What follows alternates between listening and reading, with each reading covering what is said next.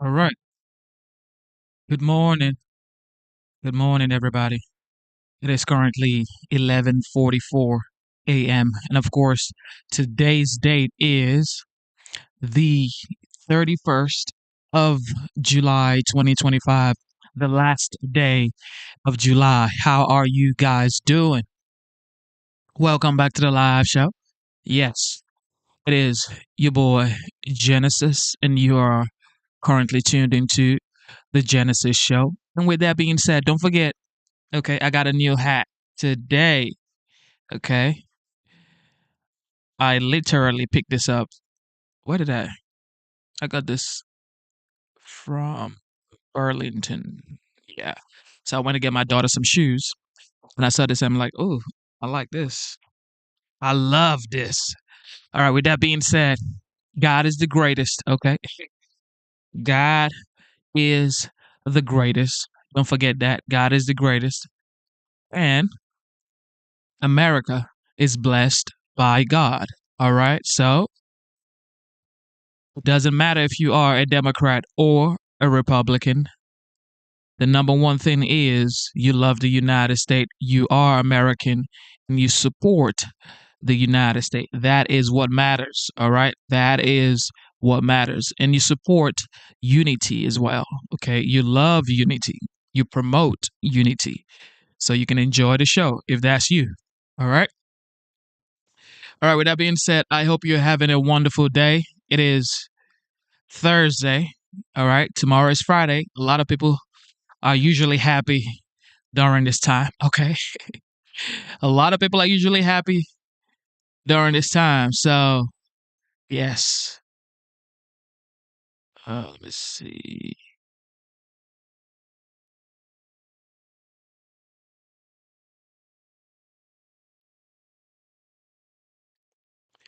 Right. So, a lot of people are usually happy towards the end of the week. So, you can have your rest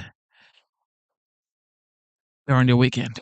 All right. So, this right here is about a 6 days ago hearing by the Democrat and the Republicans. They held a committee hearing concerning the now appointed DC judge, Jeanine Pirro. But we're going to run this back for everybody who didn't watch it or who missed it. All right. We're going to check it out right here. So be nice in the comment section. Be nice. All right. Be nice. All right. With that being said, enjoy the show, ladies and gentlemen. Here we go. Siebert and Nicholas Chase and Daniel Rosen. That's all for U.S. attorneys. I think they're highly qualified nominees. Two of these nominees have received blue slips from 4 Democratic senators. So I thank Senator Klobuchar, Senator Smith, Kaine, and Warner for working to select qualified nominees. Their efforts are a testament to the way this process should work. I look forward to supporting them and encourage my colleagues to do the same. We'll also have the following 3 bills listed to be voted on. 1023, the Trace Act. 1029, the Opioid Overdose Data Collection Enhancement Act. And thirdly, the acronym that we call the Child Act of 2025. The 3 bills are part of a bipartisan effort tackling crime and protecting vulnerable populations. Each equips law enforcement and other decision makers with critical information either about the last known locations for missing persons, hotspots for drug overdoses, or criminal background of contractors responsible for taking care of children. I want to thank Ranking Member Durbin and his entire staff for working with me to put together this agenda. I'd also like to thank the members of the committee for collaborating on these public safety bills.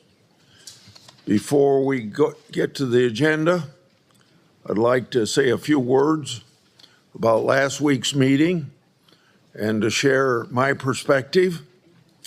At the beginning of last week's markup, I announced, and I quote myself, "If we haven't voted before 10:30, I'll plan to call to the vote on all nominations at that time.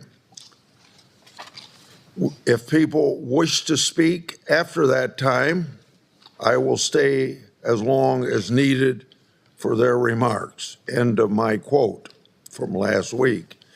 I set this time for last week's vote because of conflicts, including a markup in another very important committee. I think for most people that was the Appropriations Committee.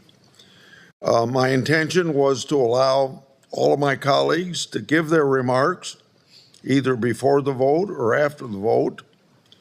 So then you can see why I promised at the very beginning of the meeting to stay as long as necessary so everyone, both Republicans and Democrats, could be heard on the nominations. My colleagues didn't take me up on that offer. Instead, I was surprised with a motion that was not on the agenda and not previewed in advance of the meeting. And when I tried to call the vote, some of my colleagues accused me of not allowing them to speak, and they left the room instead of allowing the vote to proceed and then taking as much time as they needed afterwards, as I said I promised them I'd do, to say everything that they wanted to say on the nominees. This may have been the result of miscommunicated intentions between our sides, but this isn't a good way for the committee to operate, and it's not how I like to have things work in this committee. Since last week's meeting, my staff has had a productive conversation with the Democratic staff. We've heard each other's concerns, and I believe we both agree that we want the committee to run well, and that's definitely better than last week.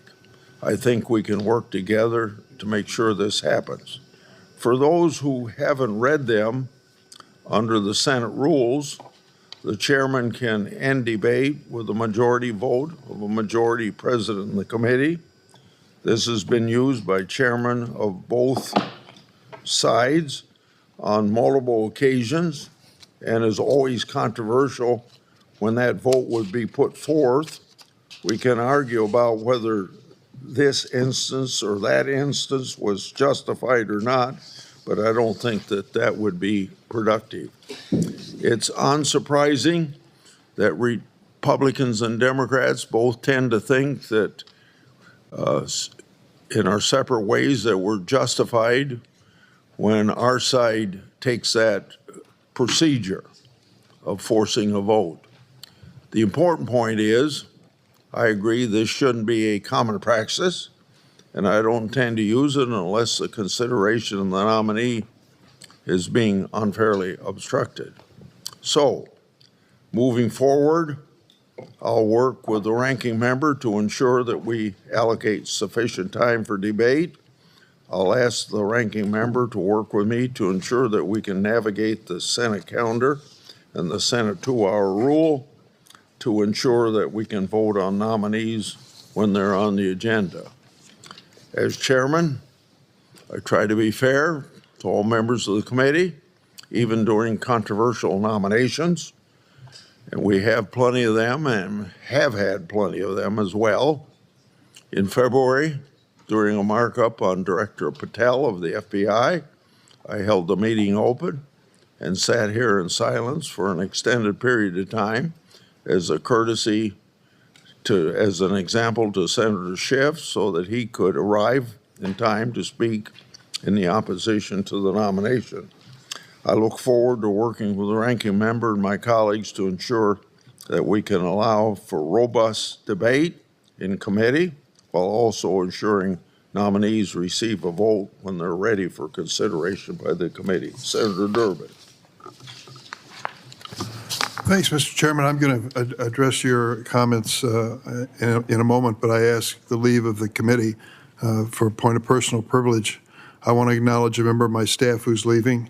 Yashi Gunawardena has served on my staff for over 4 years, personal office and committee, worn many hats, including serving as a professional staff member and nominations clerk. She's excelled in every role. Early on in her time with us, Yashi worked on Justice Ketanji Brown Jackson's confirmation hearing. If you're a federal judge who's come before us in the past year, it's safe to say that Yashi played a key. Shout out to Dr. Luke, the GOAT. Thank you for the super chat. Shout out to Dr. Luke, the GOAT, for sure. It says, Genesis, I appreciate you. You are doing a great job. Shout out to Dr. Luke, the GOAT. Thank you so much, the GOAT. Here we go. Role in your confirmation. She also works on protecting reproductive rights, an issue she's passionate about. Although she's leaving D.C., she isn't going too far. Next month, she'll begin law school at the University of Virginia. Please join me in thanking Yashi for her service to the committee.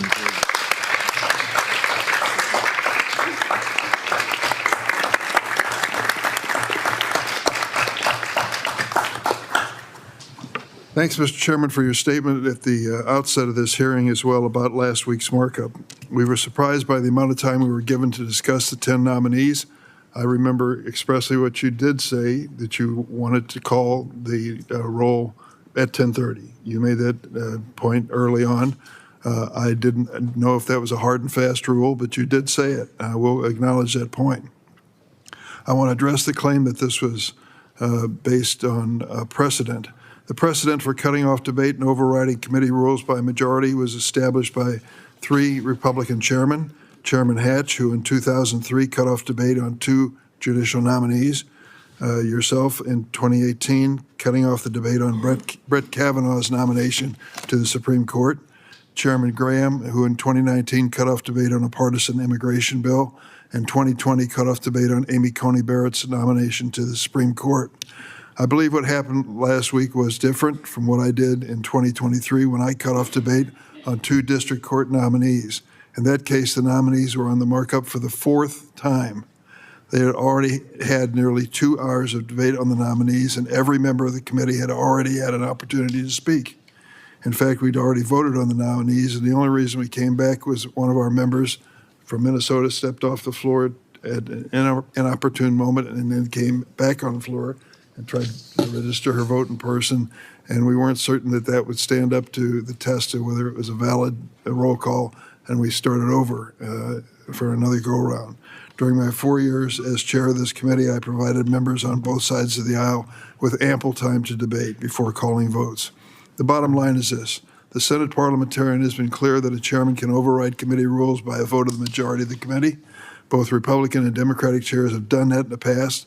I think each of us would say that we did not relish it, but this committee has a long tradition of robust debate, and I especially appreciate your comments about trying to recognize that precedent in your own administration as chairman. I understand our staffs have sat down in a peaceful way and talked this over, and I'm looking forward to respecting the fact that we all have busy schedules, that we still have ample time to debate these lifetime appointments, because that's an important part of our responsibility. I thank you. I'm going to withhold my statement beyond that point, and so that we can move on. Now, if I could explain proceeding today, by agreement with the minority, we'll first voice vote all U.S. attorneys except for Pirro, and we'll do that en bloc. After a voice vote, I'll open the floor for debate on the nomination of Jeanine Pirro. Mr. Chairman? Before her roll call vote. After the Pirro vote, we'll proceed to the bills. So we'll now voice. Mr. Chairman? May I say something about the comments of the ranker and the chair on that matter of last week? I hope you can do it quickly. Go ahead. Mr. Chairman, both you and the ranking member said that the cutting off of debate had been done a handful of times. It was not relished by either the majority, when it was a Republican majority or Democratic majority. But the sentence that was said by both you and the ranking member was that you can end debate with a majority vote. I think what I said to you in a private conversation that I appreciate, and what I want to just say here is that's not how it was done last week. We didn't have a vote. And that's what I was asking for time and time again during that episode. So clearly, I know the rules. Clearly, I've checked with the parliamentarian. We can override the rules of the committee, but there should be a vote. You began to call a vote, but then you were cut off by staff, and then we pushed the vote through. And the reason why it upsets me so much is because the debate was on a judge for my state on the Third Circuit. We've created a climate in this country that is deepening and deepening a reflexive tribalism where people aren't interested in listening to the facts anymore, listening to each other. Tribalism kills curiosity. It kills the will to listen with an open heart or open mind to your opposition, even if you disagree with them or think you'll disagree with them. That's something that this committee, I think, needs to foster. I'm very troubled this last month because I've seen people who want to come forward with things on this nominee, but they are so terrified of being doxxed or targeted or threatened or worse. The rising tide of hate, both of us on both of our parties have seen this. Judges in my district that are taking extra steps to protect themselves. The climate is getting so bad. I want to say to my colleagues on the other side of the aisle that this culture of fear is affecting our ability to deliberate and do our job. A whistleblower came here to this committee with information that was disregarded. There is another person that's come forward to me through their attorneys. And so I just ask my colleagues, if you believe that, do you believe that a nominee who is not truthful under oath before this committee should not be confirmed? Do you believe that a nominee that comes before this committee that is not forthcoming and truthful should be confirmed? Do you believe that understanding the intent of a question requires a nominee to answer it honestly and not try to evade the question because they understand the intent of the question? If you believe these things, and since we can't have debate here, but before this person comes to the floor, on the record, I want to invite people to come to talk to me, and I will provide you with substantive information that should have been discussed in this hearing, clearly is not. Clearly we can't have debate, but we have substantive information relevant to the truthfulness of this nominee, and I'm hoping more of my colleagues in this climate of fear and intimidation and rushed votes would want to know the truth before the final vote. Thank you, Mr. Chairman. I'd like to respond to you. You and I had a private conversation, and I'm not going to say anything that you said, but it was a fruitful conversation as far as I'm concerned after our last meeting. But remember, one of the things that I told you was that we had this conflict with other committees. And remember that I told you that you got to have 100 senators together to solve this country's problems. Now, there's enough work for an individual senator to do 7 days a week if he wants to. But you're never going to solve this country's problems just working 2.5 days a week like we did under Schumer and now under Thune. We got to get this back on a 5-day work week, Monday through Friday, like it was the first 25 years I served in the United States Senate. We'd start at 10 on Monday and go to 4 on Friday. And then you don't have to have all of these meetings coming on a Thursday afternoon or a Thursday morning because you got more days to do it. I always had an agreement with Senator Hatch when he was chairman of the Judiciary Committee or chairman of the Finance Committee, and I was chairman of this committee, that we wouldn't be having our meetings on the same day because we we worked it out. Now, that was still a very short week, but if we'd put in more time here, we wouldn't have to have these meetings all going at the same time. So why don't you talk to Schumer and I'll talk to Thune about working a 5-day week? Mr. Chairman, I just want to say, I've only had 14 years here. You were one of the best people I've had to work with over those 14 years, because as I said, as last week's proceedings were going on, I feel like I know you, and I appreciate what you said, and I actually agree with you 100%, and I especially like when Chuck Grassley gets cantankerous, because that's the best Chuck Grassley.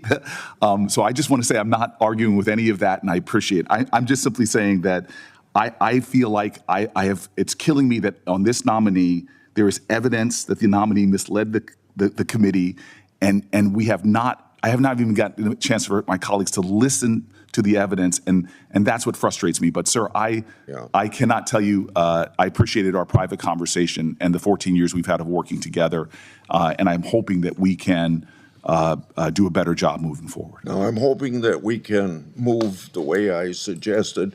We'll let anybody debate all they want to about Jeanine Pirro, but we'd now move to en bloc votes by voice on Kurt Alme, Nicholas Chase, Leslie Wood Murphy, Daniel Rosen, Eric Siebert, and Kurt Wall. Those in favor say aye. Aye. Opposed say no. No. These people will be reported. Mr. Chairman, can I be recorded no on all of these? I'd like to be recorded no. I'd like to be recorded as well as a no. I heard Booker. I hear from. I'd like to be recorded as a no vote on Kurt Alme, Who was Leslie the Murphy, third one? and Kurt Wall, and Nicholas Chase.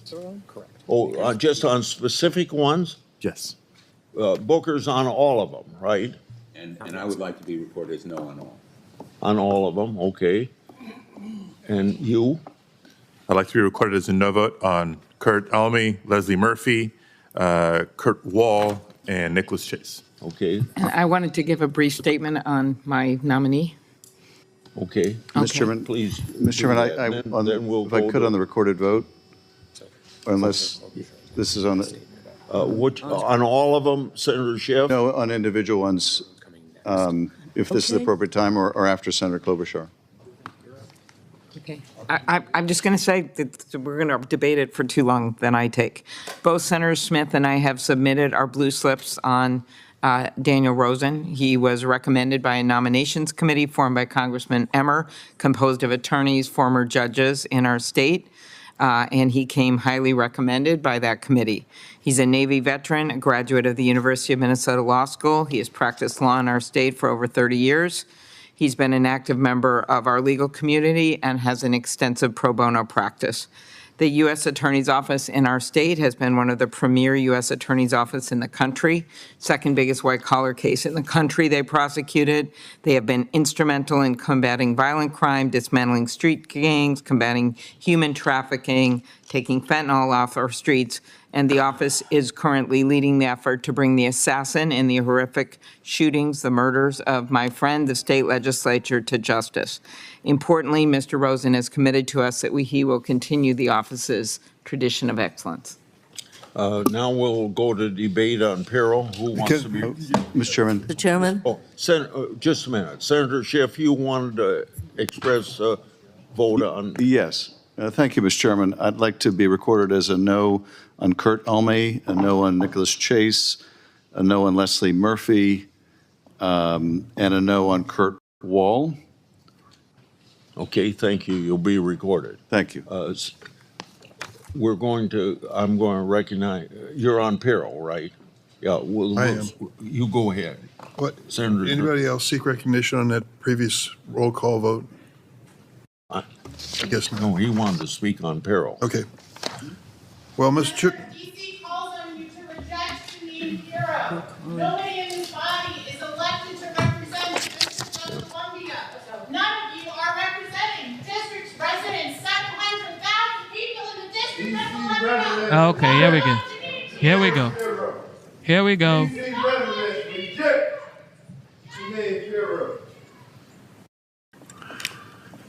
Okay, go ahead, Senator Durbin. Mr. Chairman, Ms. Pirro is the latest Trump loyalist to be nominated to the U.S. Attorney for the District of Columbia following Ed Martin's withdrawal. Ms. Pirro has demonstrated for decades that she prioritizes her relationship with Donald Trump, now president, over almost anything else. She initially condemned the January 6 rioters and their attack on the Capitol and then did an about-face.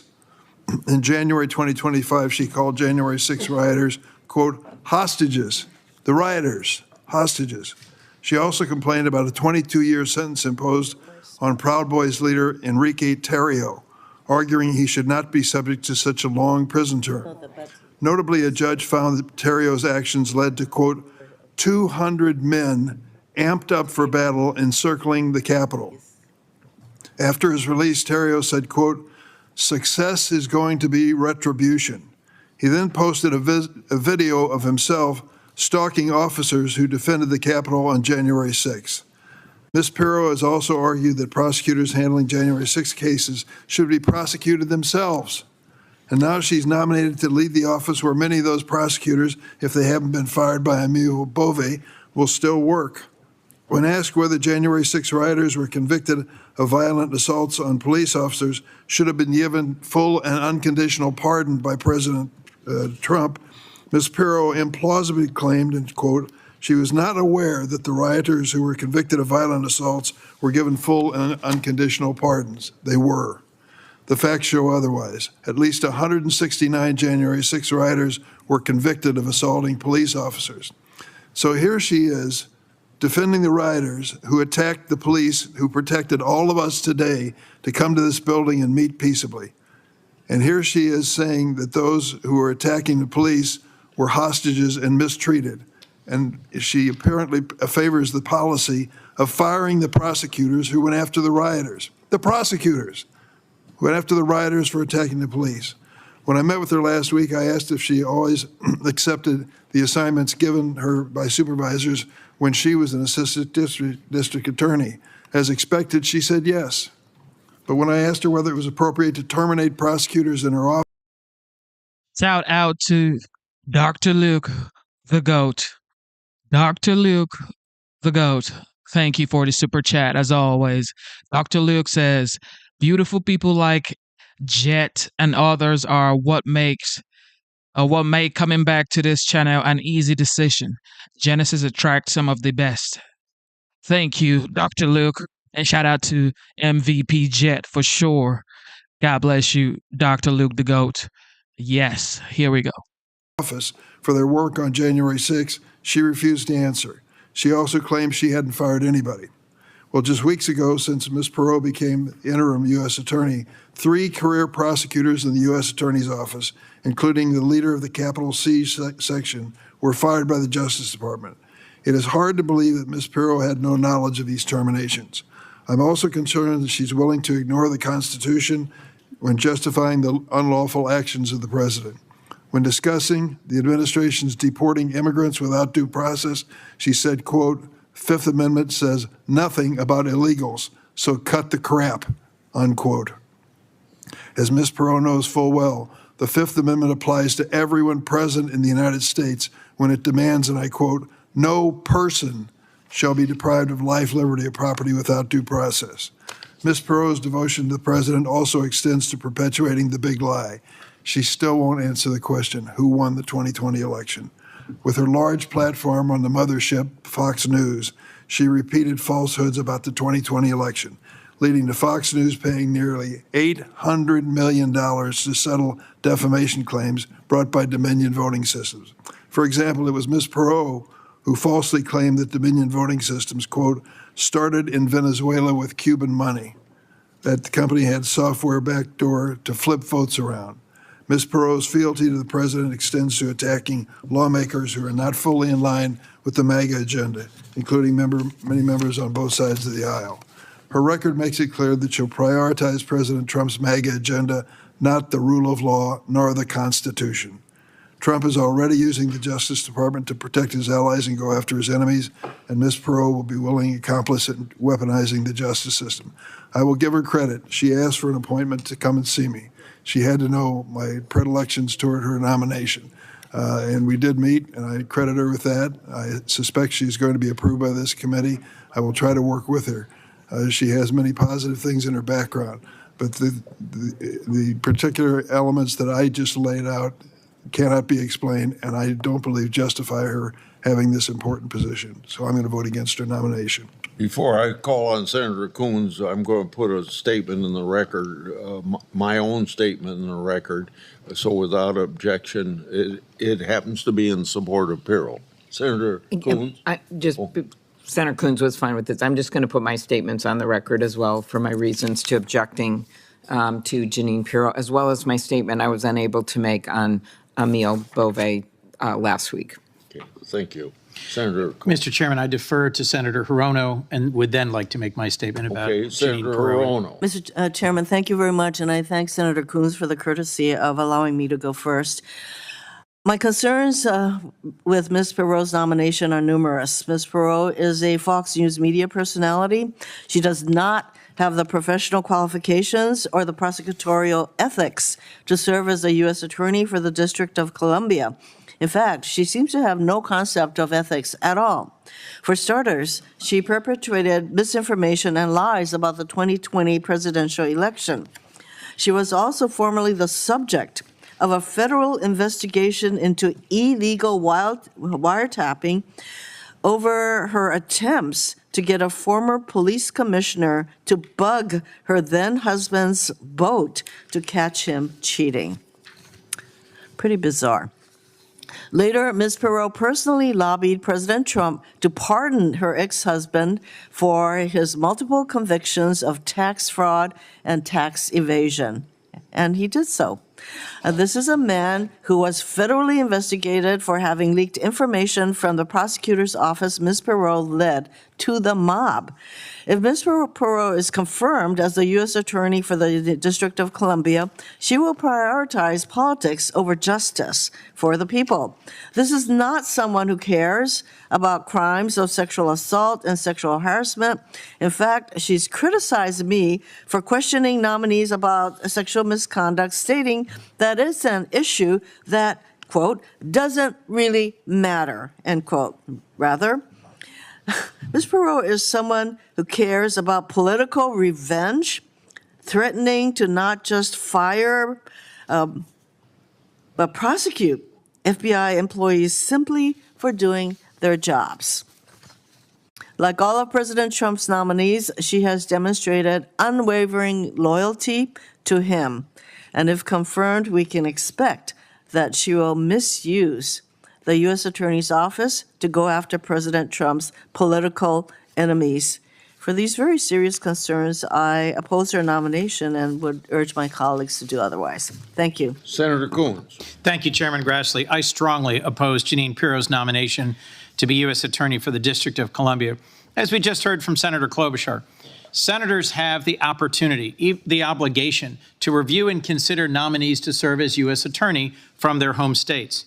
The U.S. Attorney for D.C. is the only U.S. Attorney not scrutinized by home state senators or apparently the Senate Judiciary Committee. She is not a serious nominee. She has not practiced law in decades, although she sometimes pretends to be an attorney on TV and wants to lead what is one of the most important U.S. Attorney offices in our nation. She's called the January 6 insurrectionists imprisoned for their actions hostages, and she's agreed that the prosecutors handling January 6 cases should be criminally investigated and now wants to supervise those same prosecutors. I ask how they could trust her. We should bring Pirro in for a hearing so she could address these controversial statements because she wasn't vetted by a home state senator and never got a nomination hearing. Mr. Chairman, I also want to briefly speak to Emile Bove's nomination, which I did not get a chance to address last week. The state of Delaware is in the Third Circuit Court of Appeals. I served as a clerk on the Third Circuit Court of Appeals. Most of us were here on January 6th, and we fled for our lives as insurrectionists attempted to stop the peaceful transfer of power and nearly succeeded. The United States Capitol Police saved our lives and did so by putting their own on the line. Hundreds of insurrectionists were charged and convicted for assaulting police officers that day. Mr. Bove used to agree with holding these people accountable. He even supervised some of the January 6 cases himself. But then President Trump pardoned all the insurrectionists, even those who assaulted police officers trying to protect us, and he changed course. He worked with Ed Martin to fire the January 6 line prosecutors. He demanded the names of FBI agents who worked on the January 6 cases. This is a shameful flip-flop that makes it clear he's willing to do whatever is asked of him, including attacks on law officers being disregarded. His response to your questions for the record, Mr. Chair, condemned violence against law enforcement, but then said that some of the U.S. attorneys who prosecuted those violent insurrectionists were just as bad, calling them equally unacceptable. A remarkable statement, equating those who attack law enforcement with those who took those criminals to court and got them convicted, simply doing their jobs as prosecutors. I care deeply about this nomination. The person who fills this seat will hear cases brought by Delawareans, and based on what I've seen, I'm not confident my constituents will get a fair shake in front of Mr. Bove, especially if they're challenging something done by this administration. I urge my colleagues to reject this nomination. Senator Padilla and then Senator Schiff. Thank you, Mr. Chairman. Colleagues, the United States Attorney's Office for the District of Columbia is the largest U.S. Attorney's Office in the country. It has over 330 attorneys and 350 staff. The U.S. Attorney is responsible for thousands of criminal cases and thousands of civil cases, often extremely complicated ones. And who is before us for consideration to put in this position of overseeing the largest federal law enforcement office in the country? A television personality who hasn't litigated in more than 20 years. An attorney who is not admitted to the D.C. bar and who, before becoming interim U.S. attorney, had not practiced in federal court in the District of Columbia or elsewhere. These are serious law enforcement jobs. They're not patronage positions to be handed out to the president's unqualified friends and allies as a thank you for their loyalty. But it seems to be how this is being treated. Her lack of relevant experience doesn't even touch on Ms. Pirro's outrageously disqualifying past statements. And some of my colleagues have already hit on a lot of these, but I'll highlight just a few. She referred to the January 6 rioters who had been convicted as hostages and called for investigations into the January 6 prosecutors. As ranking member of the Rules Committee, I also have concerns about her work on the ongoing January 6 litigation. I remind my colleagues here that her predecessor, Ed Martin, argued that the federal government should refund restitution payments made by some of the convicted January 6 rioters. These refunds come straight from the money given to the architect of the Capitol for the nearly $3 million in damage that the insurrectionists caused. She has publicly attacked members of this committee by name on multiple occasions, including calling one a, quote, demon rat. She's also attacked Republicans who dare speak out against Donald Trump. She has advocated for the arrest of FBI and DOJ investigators that she didn't agree with, saying that they should, quote, not just be fired, but taken out in handcuffs. She's been taken off the air by her own network for refusing to stop peddling lies about the 2020 election and for repeatedly making racist, Islamophobic comments, including about sitting members of Congress. Her personal involvement in Fox News' 2020 election coverage resulted in a $787.5 million settlement for defamation of Dominion voting systems as she lied about the security of our election systems. And after everything I have just described, which is just the tip of the iceberg of Ms. Pirro's record, I can't believe we're actually having a vote on the nomination. She may belong on Fox News, but she does not belong in a federal law enforcement role.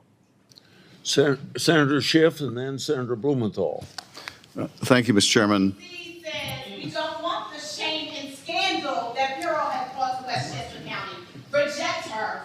Reject her. She does not need it. She's unqualified, disqualified, scandalous, questionable accountability, and a liar.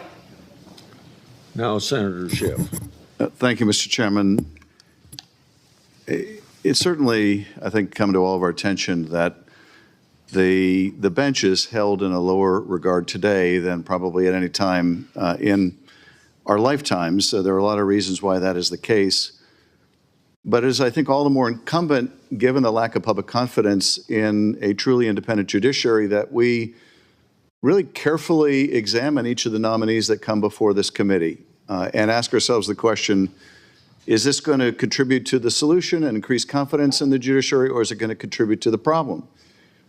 And it seems to me that too many of the nominees we have examined, like Emile Bove, will only bring further discredit and a lack of public confidence in the judiciary. Is it really likely that members of the public, for example, are going to have confidence that decisions that a U.S. attorney, in this case, Pirro, are being made on a truly nonpartisan, impartial basis? We're going to face the same crisis of confidence in the bench now in the Justice Department, and we are. She may be a capable Fox News commentator. That is really not the criteria we should be using to pick someone for such an important office. I spent almost 6 years in the U.S. Attorney's Office in Los Angeles. I venerate the work that's done by the Justice Department, at least I have in the past. I have the most profound concerns over what I see the department doing now, the extraordinary breaches of every policy of the department on both sides of the aisle, the dismissal of corruption cases because a allegedly corrupt public official is beneficial to the president on unrelated policy matters. I don't know where this is heading, but putting Pirro in this position of responsibility is just going to contribute to the problem. I mean, if you look at what those who know her best had to say about her, as my colleagues pointed out, Fox had to pay Dominion $787 million for defaming that voting system. And after reviewing one of Pirro's monologues after the 2020 election, Fox News executive Jerry Andrews emailed network executives that her monologue was rife with conspiracy theories and BS, and is yet another example why this woman should never be on live television. I mean, even her own people on Fox thought she couldn't be trusted to be on TV, on their own network. And after the show was briefly taken off the air, Fox News producer Justin Wells described, they took her off because she was crazy. Optics are bad, but she's crazy. Well, her own executive producer also described her as nuts. Are we going to put someone that even Fox, and I'm not a particular fan of Fox, but even Fox thought was crazy, nuts, couldn't be trusted on live television? We're going to trust her with the lives and liberty of people in the District of Columbia? Her confirmation is only going to add to the lack of public confidence in the Justice Department. I asked her in my questions for the record if she stood by these comments she made that her own executives thought were nuts and crazy and not worthy of being on television, and she would not respond. That should give us a lot of pause about putting someone in a position of responsibility like that. I would just appeal that when it comes to the Justice Department, when it comes to the bench, that we raise the bar a little. Let's not put people on the bench who are encouraging Justice Department lawyers to say F you to the court, or dropping legitimate corruption cases, or lying so badly on national TV that they cost their own network hundreds of millions of dollars. We could do better than that, and I would hope and urge that we will, and urge a no vote on Pirro. Thanks, Mr. Chairman. Let me just build on what my colleague, Senator Schiff, has said so well. What ought to concern us on this committee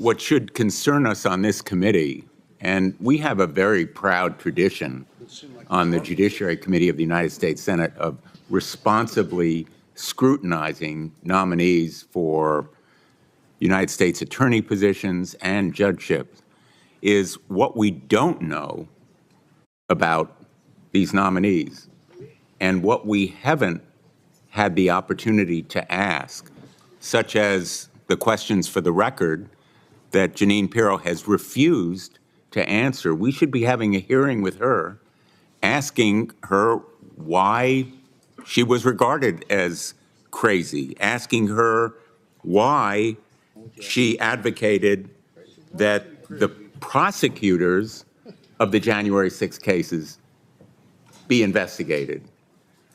And I just want to say a word about the men and women who come today every day in the United States Department of Justice. You know, I was the United States Attorney for the District of Connecticut, as a number of us have been prosecutors in the federal system. I was also a state attorney general.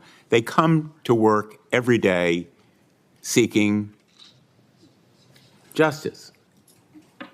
They have an ethos and tradition for the person who is going to be head of the largest United States Attorney's office in the nation and who has responsibility for prosecuting federal crimes that affect the whole nation, to say that the ones to be investigated and prosecuted are the assistant U.S. attorneys who brought criminal charges against the January 6 rioters, I think betrays the entire ethos and norms of the Department of Justice. It undermines, literally, justice in the United States. She ought to be asked what she meant when she was asked on a radio show by a guest who said January 6 prosecutors should be, quote, criminally investigated. And she said, quote, I absolutely agree with that.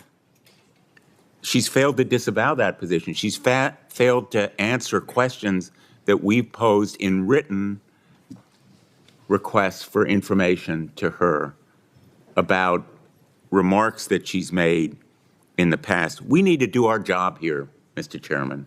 We have a responsibility to scrutinize those kinds of responses and to have her testify. And likewise, with Mr. Bove, a lot more unanswered questions. I submitted yesterday a letter to the Attorney General, Pam Bondi, asking for results of the investigation done of a case supervised by Mr. Bove, finding very serious wrongdoing on the part of some of his subordinates and perhaps holding him responsible for them. The Office of Professional Responsibility concluded an investigation. We've had no access to it. He ought to be asked about it. Likewise, the whistleblower who came forward and others who have indicated they have information ought to be questioned by us in public, under oath. We have a job to do here. We should do our job. We should scrutinize these nominees with the kind of fairness, but also intensity that is part of our mandate, because the judgeships are lifetime and the prosecutors are enormously powerful. I always felt that the most important decisions I made as a prosecutor were whether to charge someone, because charges can follow people throughout their lives, impact them financially and reputationally. And she is going to command an office of hundreds of attorneys who will be bringing charges and perhaps devastatingly affect the lives of individuals, as well as clearly a responsibility to uphold the public interest in enforcing the law. I think we ought to be delving into their backgrounds by continuing our fact-finding in this committee rather than going forward with her today. Senator Booker. Thank you, Mr. Chairman. I think if I have my facts correct, I'm the only one of the 100 senators that's actually born in the District of Columbia. My parents came here after college, met here, were for many, many years a part of this city and a part of this community. They moved back here after I left for graduate school and again rejoined the city that they love. I feel very deeply that Washington, D.C. should be a state. They literally have the four other states have similar populations. We had a revolution in this country for this very idea that we should not have taxation without representation. They have no senator. They have no one to speak up for their interests. They have no one to speak up for their values, no one to work in a cooperative fashion to make sure that the people in some of the most important positions in their community actually reflect that community. To me, this is yet another deep insult to the dignity and the decency of the people of Washington, D.C. It is deeply offensive to the people who have called this community home for generations. We as a body should have extra care for this population when it comes to positions like this. We as a body should, in the spirit of our founding documents and our founding ideals, should really think twice before we push someone on this population that is so violative of that population's interests. This candidate, this nominee, we've heard from my colleagues all the ways in which this person has not earned such a position. We have an obligation spelled out clearly in the Article 1 branch of our Constitution that we should advise and consent. This, to me, is insulting to a population that deserves much better from this body, and I'm sorry that we're moving forward. Okay. Thank you, Senator Booker. Look. Residents agree. We do not want Jeanine Pirro. We need a federal prosecutor. We need a federal prosecutor who will keep us safe, who will not grandstand for the cameras. We need somebody who will not turn the resources of her office against us. We'll now turn to the nomination of Jeanine Pirro. What's wrong? We're waiting for Senator Blackburn. She just stepped out. We have to wait for her to get back. Ye gods.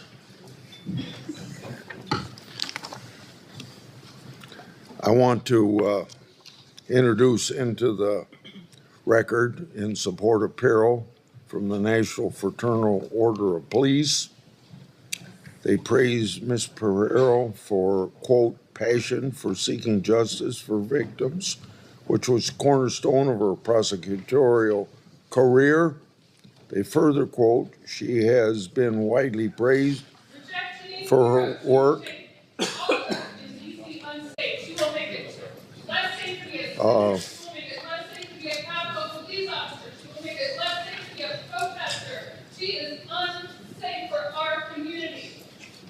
She has been widely praised for her work in prosecuting domestic abusers, sexual abusers, stalkers, and rapists. Without objection, that will be put in. And then clerk will call the roll. Mr. Graham. Aye. Mr. Cornyn. Aye. Mr. Lee. Aye. Mr. Cruz. Aye. Mr. Hawley. Aye. Mr. Gillis. Aye. Mr. Kennedy. Aye. Mrs. Blackburn. Aye. Mr. Schmidt. Aye. Mrs. Britt. Aye by proxy. Mrs. Moody. Aye.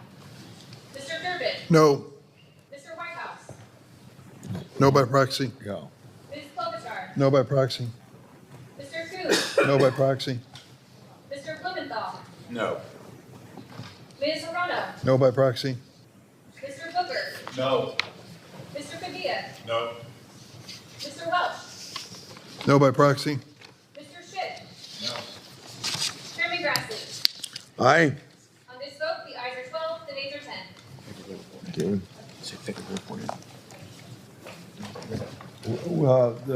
The nominee will be favorably reported 12 to 10.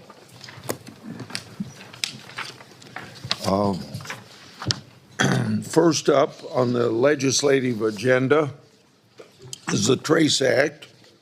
This bill is sponsored by Tillis, Padilla, Blumenthal. It directs the Attorney General to include data in the National Missing and Unidentified Persons System that indicates if the last known location of a missing person was on the federal land or in territorial waters of the United States. I understand that there's a manager's amendment, OLL 25998, which I would now call up and without objection will be adopted. Any objection? No objection heard, so sponsor's amendment. If any of the bill's sponsors would like to speak on the bill at this point, I will pause for debate. Mr. Chair, just briefly, I want to thank Senator Padilla for being co-lead, Senator Blumenthal for being original co-sponsor. This is a measure that passed unanimously out of the last Congress. We are resubmitting it, hopefully this time we will get it to the President's desk in this Congress. I will subject my formal comments for the record. Thank you. Okay. Urge adoption. Mr. Chairman. Please go ahead. Mr. Senator Chairman, Durbin. I support this package, and I want to particularly note the Comprehensive Health and Integrity in Licensing and Documentation Act, which I'm pleased to lead with you, will extend important protections to ensure all individuals with unsupervised access to children are vetted by a nationwide background check. Thank you. Those in favor of 1038, say aye. Aye. Those opposed, say no. The ayes have it, and 1038 will be reported to the floor. The next bill is 1098, called the Opioid Overdose Data Collection Enhancement Act. This is my bill with Senators Cantwell, Cornyn, Klobuchar. Our bill provides funding to track drug overdoses so that resources like Narcan aren't wasted and are distributed to areas where they're really needed. If any of the bill's sponsors would like to say a few words, now's the time to do it. I don't see any requests for. Mr. Chairman. Oh, Senator Blumenthal. If there's no objection, I ask to be added as a co-sponsor to this bill. And I also want to just clarify that I was a no on all of the U.S. Attorney nominees. I'm not sure whether in the back and forth I might have been missed. I was here. And just to clarify the record. I assume the clerk heard that. You'll be so recorded. Thank you. And you will be co-sponsored. Thank you. Those in favor of 1098, say aye. Mr. Grassley? Mr. Grassley? Where? I'm sorry, I was trying to be recognized. Go ahead. Yes. First of all, I want to express at the top a lot of frustration that the DOJ is scraping money back from some states. I've made this point multiple times, but it is very frustrating to me that my state is being denied these type of grants while other states are. We're seeing a big frustration across New Jersey that very thoughtful grants that could be saving lives and being substantively helpful are being denied. And with that frustration, I want to call up an amendment. I'd like to call up my amendment number ALL 25698.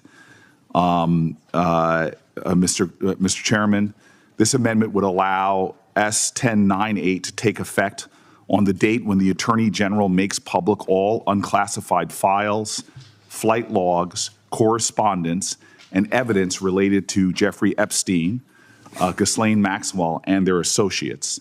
The Department of Justice, we know clearly, has lied to the American people one way or another. Attorney General Bondi said that there were truckloads of evidence from the Epstein files and the Epstein list, leading people to believe that there was criminal activity that they had evidence of. I know Bove, who we're talking about, was part of this. We found out yesterday that the president is mentioned several times in the Epstein files, and he was briefed on it back in May when he said he was not told that. Then in July, suddenly the DOJ and the FBI said there was nothing additional to disclose. So what's the lie? That there are truckloads of evidence and this DOJ is protecting those associates with this horrific crime? That Mr. Bove, a Third Circuit nominee, is part of that cover-up? Or is the lie that there is nothing there at all? Let's just find out. This is simply asking for disclosure and transparency, and I'd like to offer that amendment. Mr. Chair, parliamentary inquiry, Mr. Chair, down here. Yeah, I don't know the details of the judiciary rules, but is it in order for a member to interrupt the chair when he's in the middle of calling a vote? I'll have to ask Thank you, Mr. Chair. lawyers on that point. It's up to the chairman. What? It's up to the chairman.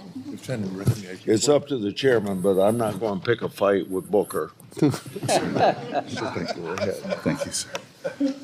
Thank you, Mr. Chairman. Mr. Chairman, I'd call up a second-degree amendment to Senator Booker's amendment to 1098. This has to do with death penalty as aggravating factors for illegal aliens who commit a homicide in the United States while illegally in the country. I find it astonishing that our colleagues are more interested in the crimes of a dead man than they are in addressing the real problems that affect the public safety of American citizens on a daily basis, and virtually all of which flow from the open border policies of the Biden administration. As we discussed in a subcommittee hearing a couple of days ago, there are more than 200,000 illegal aliens under final orders of deportation who have exhausted all of their remedies under the law and who have either committed crimes or are charged with crimes. And yet we hear from our colleagues here that, well, these are just gardeners or housekeepers or people who are relatively innocent other than having committed the crime of illegally entering the country. But to our colleagues, the intrigue and salacious details of the Epstein case, of course, are a great distraction from the issues that make a meaningful difference in the lives of ordinary Americans, and what I thought we were here to actually serve, which is their interests. And what do the American people really care about? Well, that President Trump is doing exactly what he promised to do and what he campaigned on from the moment he took to the campaign trail and, of course, has followed through on and kept that promise now he's in office. Let's talk about how President Trump has kept his promises when it comes to making our communities safer by securing the border and enforcing our immigration laws. He promised to restore America's standing in the world, and President Trump has kept this promise from making his tax cuts permanent through the One Big Beautiful Bill to trade deals that put America first and stop unfair competition by our adversaries, help lower inflation, lower gas prices, lower food prices. President Trump is delivering on the pocketbook issues that virtually all Americans care about. And let me turn to national security and public safety. He promised to secure the border. Promise made, promise kept. He promised to restore the rule of law and enforce the laws actually on the books, a promise being kept every day by our men and women in blue, our immigration officers and our law enforcement officers in the field. This last hearing, as I indicated earlier, I held a hearing on President Biden's open border policies that led to our country being flooded, literally flooded, by millions of illegal aliens, including among that terrorists and gang members and people who committed heinous crimes against innocent American citizens like Laken Riley. We heard the stories of two angel moms, Tammy Nobles and Marie Vega, both of whom have to live every day with the horrendous murders of their loved ones. They had a few simple questions for us and for law enforcement during the Biden administration. Why didn't the Biden administration do anything to stop criminals from coming into the country? Why didn't President Biden remove the worst criminal aliens that were already in the United States and who kept committing crimes? Not just once, not just twice, but multiple crimes against innocent Americans. Why aren't congressional Democrats more concerned about keeping our communities safe than they are about distractions like the salacious details with regard to a dead man, Jeffrey Epstein? As Ms. Vega told us, no mother should have to bury her child before she dies. And certainly not bury a child because he or she was killed by an illegal alien who should have never been here in the United States in the first place. Yet my colleagues insist there's nothing to see here and that the real crime is President Trump being in office and enforcing the law. They lost the election, fair and square. President Trump received a mandate, and they still haven't accepted the fact that he won the election on November the 5th. Well, I'd challenge my colleagues to put their money where their mouth is and do right by these angel moms who I mentioned a moment ago. And so this amendment will allow us to truly deal with criminal aliens and illegals who pose a threat to national security and public safety, not just play lip service. It adds mandatory bars to asylum for sex offenders, pedophiles, and aliens who commit crimes of violence. It would punish and deter illegal aliens who murder U.S. citizens by giving federal prosecutors jurisdiction to pursue these illegal alien murderers and guiding judges and juries to pronounce a sentence of death for aliens convicted of murdering U.S. citizens. If my colleagues truly care about public safety, they will vote for my amendment today. Mr. Chairman. Before I call on Senator Blumenthal, no, Senator Blumenthal was going to be next. Before I call on him, I'd like to say a couple things. Number one, we're in the middle of a vote, so we may not be able to get these three bills out. Secondly, I know that if we got to go to finality on these amendments, we'll have to do that. But I would beg with the two people that are sponsoring amendments, we're dealing with an opioid overdose bill with the problems we have. It seems like this is a bipartisan bill too, why we should screw this bill up. And I would ask if my colleagues would think about changing their mind on offering the amendment. Senator Blumenthal. Thank you, Mr. Chairman. I really hope that this issue would be bipartisan, because I think that the American public, regardless of whether they identify as Republicans and Democrats, really believe that full disclosure of these files is absolutely necessary to dispel the doubts about the credibility of the Department of Justice in the Epstein matter. I really believe it's in the interest of the president for there to be full disclosure. And that's the reason why on the House side, there has been bipartisan support for full disclosure of the Epstein files. I really hope there would be here too.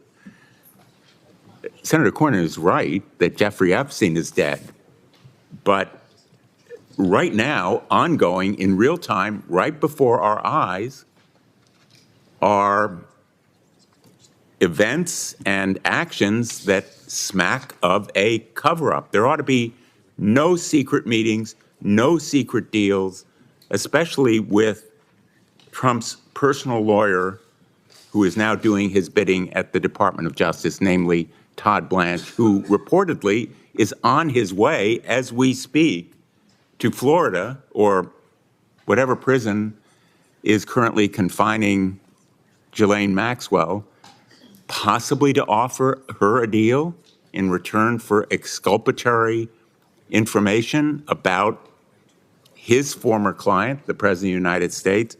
All of it just really stinks. No ordinary person can send their Department of Justice henchmen to some kind of cover-up, talking to a convicted felon in a federal prison. And unfortunately, the appearance here is that President Trump, once again, is misusing his power corruptly to benefit himself. Most people can't do any of it. It is unfair, and it undermines the credibility of our entire criminal justice process. The American people deserve full disclosure of this file. I hope we can have bipartisan agreement. Senator Mr. Durham. Chairman? Mr. Chairman? Well, I should probably go back and forth. Go ahead, and then I'll call on Durbin. Good call. Mr. Chairman, are we under some sort of time limit by which we have to act today? If we want to get these bills out, the answer is yes. whenever we lose a quorum because there's a vote going on or the 2-hour rule is kicked in. How can we go ahead and vote while then allowing everybody else to have their say? I'll stay around as long as people want to speak. Could we go ahead and vote? We And then could if- those who would like to make comments can stay. Would that be okay? We could. Pretty could vote. please, with sugar on top? We could, but I'm not going to have a upheaval like we had. You won't have a fight with Booker. He's okay with that. Go ahead. Senator Biden asked for the floor. But can we do that, Mr. Chairman? That was a question, actually. I'm going to ask, can we proceed to vote on these amendments and then proceed to vote on the bill? I have a question on the Cornyn second degree. But I have a question first. I'm sorry, I thought you gave up the floor. Go ahead. No, sir. Can we go ahead and vote on the bills? And then you stay, or whomever else wants to stay, to let everybody finish making their remarks in light of the fact that we have a time limit by which we have to act, and we're in the middle of a vote. I thought I answered that by saying that I wanted to make sure that we had a consensus that we ought to do that. There's a vote on the floor. Someone vote on this. Can we vote? I don't hear an objection, Mr. Chairman. Well, I didn't hear a motion. I make that motion. Okay. That we vote? Excuse me, would you restate your motion? Sure. I move that we go ahead and vote on the matters before us in light of the fact that we're under a time limit. Clerk will call the roll. Thank you. No, Mr. Chairman. Mr. Chairman, I think I'd just like to be recognized. I know Senator Durbin and Senator Whitehouse, who outrank me on this committee, have asked to be recognized as well to speak. I don't want to pick a fight with Mr. Booker either, but I made a motion. Is my motion in order, Mr. Chairman? Yeah, your motion is in. Could we have a vote, Mr. Chairman? Pretty please. Can I have a vote? Yes, call the roll. Thank you. But we clarify, debate? without a discussion on the second degree amendment? Don't call the roll yet. Without discussion or debate On the, you on just, the motion? Go ahead, sir. I don't want to jump over the ranking member. I'll defer. Okay, Go so ahead. I'm reading that Cornyn second degree, and he said a lot of really important things about immigration that are worthy to be discussed. And I'm happy to vote on an immigration bill. I disagree with the death penalty. I will vote my conscience on this. But I want to draw everybody's attention to the first two lines of your second degree. They have nothing to do about immigration. They have nothing to do with the death penalty. I've never seen this before. His first two line is not to bring up this important issue that should be discussed, debated. Your first two lines are to strike my amendment in its entirety. So what we have right here is hidden behind real issues on immigration is really just trying to not vote on the important points that we brought up about transparency and accountability on the Jeffrey Epstein files. This is not an amendment to my amendment. This is an attempt to strike what I have a whole list of prominent Republicans, elected leaders, who want the same thing I want, which is just to have transparency on this matter. Can we vote I've on heard my some of the second degree? comments. If I can finish, Mr. Chairman. Go ahead. I have heard public statements by my Senate colleagues on both sides of the aisle. I've heard comments from Republicans on the House side and Democrats on the House side that we want transparency and accountability on a matter of public safety. Senator Cornyn said that Jeffrey Epstein's dead yet, but his victims are not. There are women who have horrific stories of vile violence that was committed against them. We have Pam Bondi, our Attorney General, who said that there is evidence, truckloads of it, as to these crimes, potential co-conspirators, potential others involved. How can we not want to just know what happened? Why are we trying to simply turn away from the highest law enforcement officers in the land, from our FBI director to our attorney general, who spoke towards crimes committed and others involved in those crimes. Why are we considering an amendment that is hiding behind real immigration issues, but real intent is to strike a simple request for transparency, for accountability, that Republican voices all across the spectrum have been demanding from this president and this attorney general? So if Senator Cornyn is going to offer an amendment, I'm going to offer a third degree that simply strikes his first two lines. I'll vote on your immigration stuff that you so strongly stated. There was the importance of this, but you hid the fact that you put here the real intention of your amendment. It has nothing to do with immigration. It says it right here in the first two lines. The real effort was just to not have accountability and transparency. What are you afraid of? Mr. Chairman, may I respond? Yeah, you may respond. I trust the Senate-confirmed Attorney General of the United States to make the proper legal analysis to determine what of the Jeffrey Epstein files can be released. He was confirmed by the United States Senate as Chief Law Enforcement Officer of the United States. I trust her to make the right legal determination. But I would ask my colleague from New Jersey, you claim you care about the victims. Do you care about Tammy Nobles? Do you care about Marie Vega, the angel moms who lost their loved ones, their children, to the acts of an illegal alien who never should have been here in the first place? Do you care about them? Can I respond to the senator's question? Sir, I've known you for 14 years. You and I both care about victims of crime. And to suggest otherwise is stunning to me. Senator, if I may finish, sir, Senator, I allow you to finish. I asked you a question. And I'm trying to I didn't answer. make an accusation. Mr. Chairman, Mr. Chairman, answer the question. I should have allowed a time to respond to the senator's question. I did not interrupt him, and now he's interrupting me. Please. It is another violation of the decorum of this place. Go ahead, Senator Bove. Senator Cornyn, both you and I have spent our lives. I know your record. I know your history. I know what you've done. I would never, ever question whether you care about the victims of a heinous crime. Mr. Chairman, please help me. You ask me if I care? Absolutely. Thank you. No, I'm not finished yet. Well, thank you for answering the question. Well, I'm going to answer the question in full. You are not sincere. Let me explain.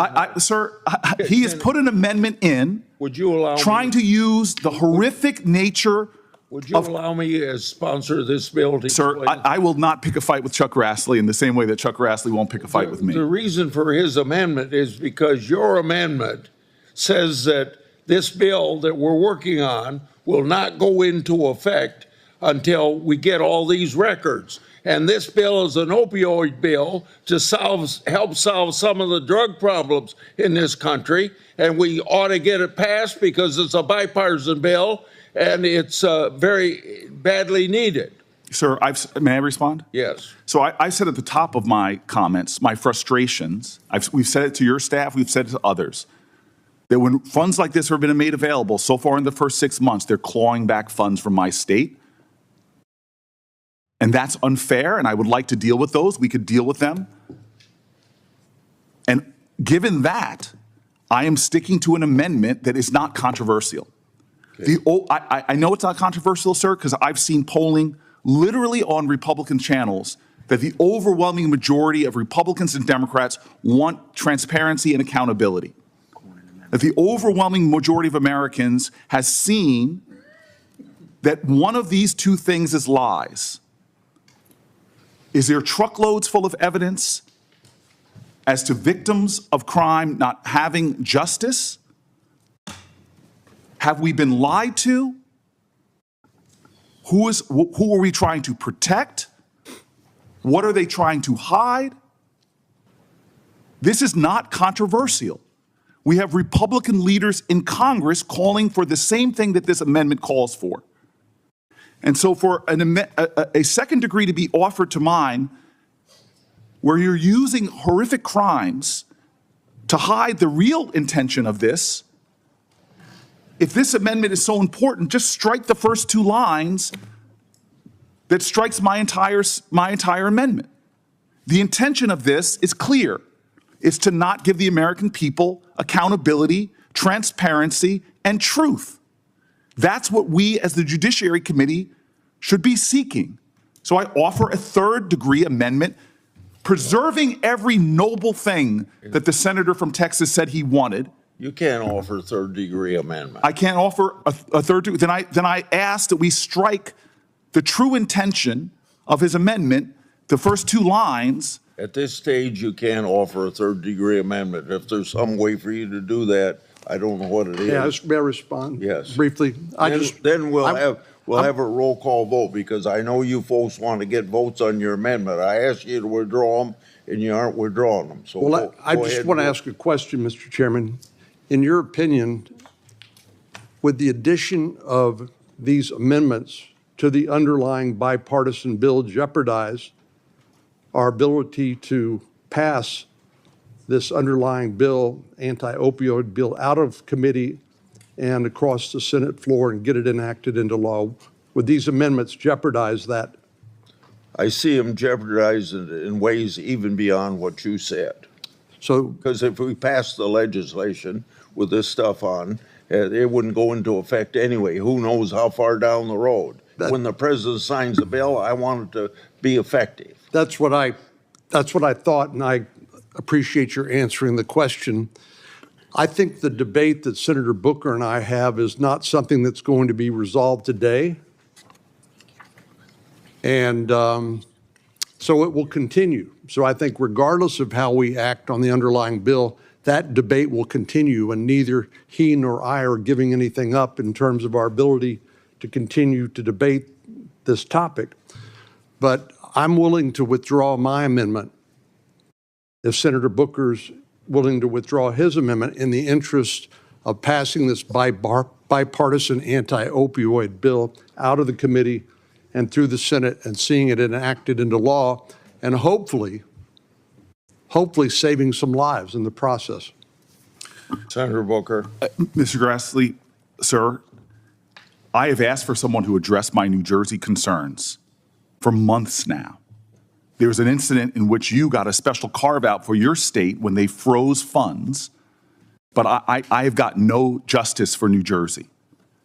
So if you want to postpone this and address my New Jersey concerns about the resources we are not getting, and I know you would do that with me in good faith, I would be happy in our next meeting, but right now I am sticking with my amendment. It'd be faster to address your concerns for New Jersey if you'd asked me to help you with the administration to get something done so you can get your money.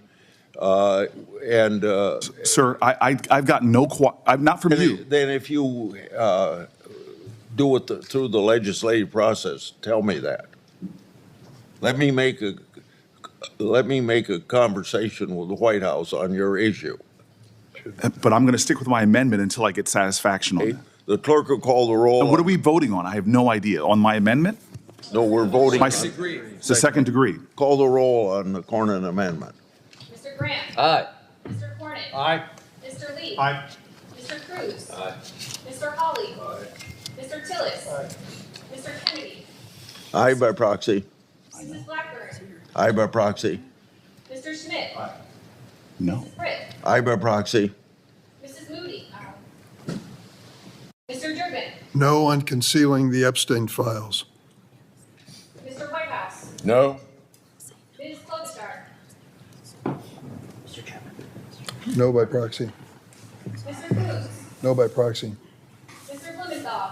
I vote no because I vote no on concealing the Epstein file. Ms. Arona. No by proxy. Okay. Mr. Booker. I vote no on this effort to conceal the Epstein files. Mr. Padilla. Mr. Welch. No, I'd like the Epstein files. Mr. Schitt. No on concealing the Epstein files. Chairman Grassley. Aye. On this vote, the ayes are 12, the nays are 10. Okay, the Cornyn amendment is adopted. Now we will go to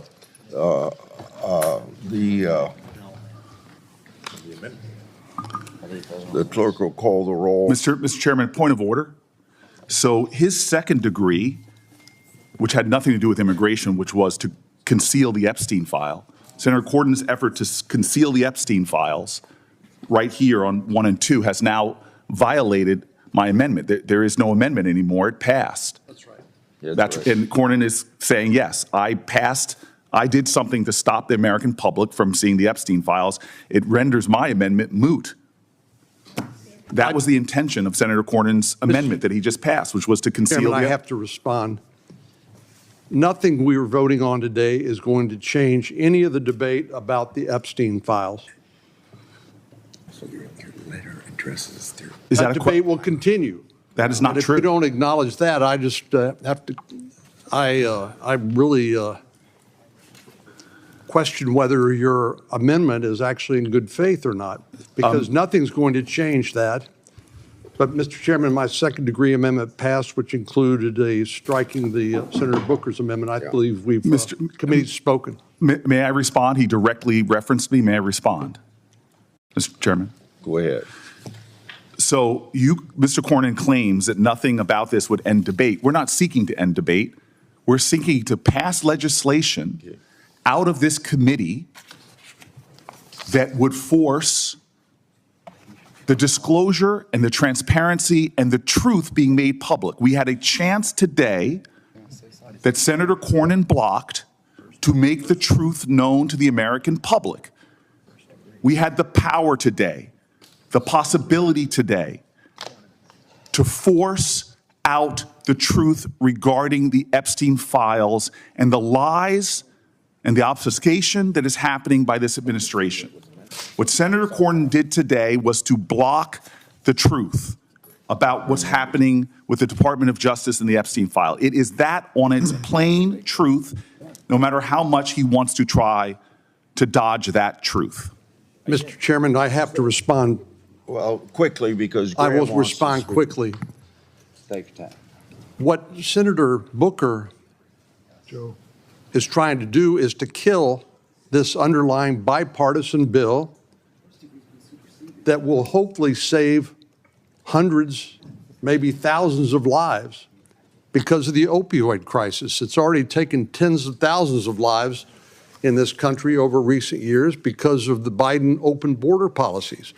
So I'm simply trying to preserve this bipartisan legislation, again, that will save lives. The debate that he and I are having over the Epstein files, I doubt will be resolved today based on any amendments either he or I offer. So that's the reason for my amendment, because I want to save lives from the opioid crisis. And I believe his amendment is a distraction from that and actually will jeopardize seeing this bipartisan legislation enacted into law.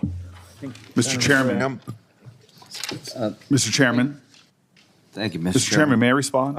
No, I'm calling on Graham. I thought you were going back and forth, sir. I didn't know that. I'll be real quick. So if Senator Booker's problem is with the bill itself, which it seems to be, I understand that. Hopefully we can work out a way to get money to your state you think does justice for New Jersey. I got that. That makes perfect sense. But the Epstein amendment, present it some other way, it's not going away. What we're trying to do with this bill is really good. And there's no end to this, a way of doing business here. If this is a headline about Cornyn blocks transparency of Epstein, then that would be sad, because he's responding to your amendment that would make the bill, quite frankly, fail. I want to help Senator Booker with your problem, but what you're doing, I don't think is helpful to the bill. I don't think it's helpful to the committee. I don't think it's helpful to your problem. Senator Graham, there's not been a time in my career where you said you want to help me that you didn't. So I'm going to take you up on that, and I'm going to withdraw. I'll be glad to. I'm going to withdraw my amendment. You're a good man, and I will try to deliver with Senator Grassley the best I can. Mr. Chairman, I would also, Okay, I would also ask leave to withdraw my amendment and vote on the underlying bill. those in favor of 1098, say aye. Aye. Those opposed, say no. The 1098 is reported. Now, the last bill that we have on the agenda is the Child Act. I co-lead this bill with Senator Durbin. The bill ensures that all individuals with unsupervised access to children is authorized to receive nationwide background checks. I'd like to recognize the bill's lead sponsor, Senator Durbin. I think you already spoke on it, did you? Yeah. Those in favor of 1528 say aye. Aye. Those opposed say no. The ayes have it. The bill will be reported and the committee's adjourned. Uh-oh. Spartacus, listen. Spartacus, listen. Ladies and gentlemen, welcome to the live show. This is your boy Genesis, and you are currently tuned in to the Genesis Show. Here we go. Nancy Pelosi. The Wolf of Washington could be in big trouble. Investigators might finally get a peek inside Nancy and Paulie P's earnings sheets. Nancy Pelosi should be investigated because she has the highest return of anybody practically in the history of Wall Street. It happened by she knows exactly what's going to happen, what's going to be announced. She buys stock, and then the stock goes up after the announcement's made. Nancy heard the news and ran to CNN on a busted hip, but Tapper treated her like Biden on debate night. Nancy Pelosi became rich. Why do you have to read that? We're here to talk about the 60th anniversary of Medicaid. That's what I agreed to come to talk about. Yeah, but I wanted what that means in the election. I wanted to give you a chance just to respond. He accused you of insider trading. What's your response to that? That's ridiculous. In fact, I very much support the stop the trading of members of Congress. Not that I think anybody's doing anything wrong. If they are prosecuted and they go to jail. But because of the confidence it instills in the American people, don't worry about this. But I have no concern about the obvious investments that had been made over time. I'm not into it. My husband is. I'm not into it. My husband is. Uh-oh. So Paulie P's in Napa, a Wall Street whiz kid, and his wife knows nada? If pillows could talk. Meanwhile, the Senate's suiting up too. They just advanced an anti-stock trading bill for Congress. But Trump's not pleased. He says, why would one Republican, Josh Hawley, side with Democrats to block a review of the bill? It's a great bill for Nancy and her, quote, husband, but bad for our country. Trump even gave Hawley a new nickname, second-tier senator. Josh Hawley joins me now. Are you a second-tier senator? Well, that's not the worst thing that's been said about me even today, Jesse. So listen, I had a good chat with the president earlier this evening, and he reiterated to me he wants to see a ban on stock trading by people like Nancy Pelosi and members of Congress, which is what we passed today. I think it is absolutely vital we put a stop to this. Pelosi shouldn't just be investigated. She should be prosecuted. And we need to make what she is doing and other members of Congress is doing illegal. I mean, you shouldn't be able to go up to Congress and get rich by trading on information that only you have and not members of the public. Right now, lots of members of Congress are getting by with it. We need to make the whole thing illegal. So when you spoke to the president, did he explain why he called you second tier? Well, I think that the president, a number of people who are opposed to banning stock trading had said to the president that he would be covered by the bill. He'd have to sell Mar-a-Lago and sell assets. Not the case at all. The president and the vice president, all their assets are totally exempted. And here's the point. This is what we talked about. The point of this bill is to ban members of Congress from trading on the information that only they have. I've supported this bill for years, Jesse. I think we call it the Pelosi Act. It is named for her because she is the poster child of this kind of behavior. It ought to be illegal and it ought to be prosecutable. So what Pelosi will say is that she doesn't manage any money. Her husband manages the money. Her husband makes the trades, and she has nothing to do with it. Does this bill have a loophole that she can exploit again? Yeah, no, in fact, this bill will cover not only her, it will cover her husband. And the point is, we need to make it illegal for people to do this kind of thing. 86% of Americans look at stock trading by members of the Congress and they say, we ought to ban that. They can't believe it's not been banned already. Nobody should be up in Congress making a quick buck day trading when they should be doing the people's business. The president wants a stock trading ban. I want a stock trading ban. It's time to get it done. All right, sounds like common sense to me. Senator Hawley, great to talk to you. Thank you again. Ooh, this would be very good for the American people because a lot of people have been talking about Nancy Pelosi and the allegedly accusation of her getting insider information about stocks that would go up or down. You know, we have some public information about her purchase of Visa, and then how she's done a lot. A lot has gone on, and people see it, and Americans are like, you know what? Maybe she does have insider information about this stock. All right. With that being said, ladies and gentlemen, Caroline Leavitt is going to be talking from the White House in about a couple of minutes from now. But before that, I want us to check out some update going on right now. Let's see.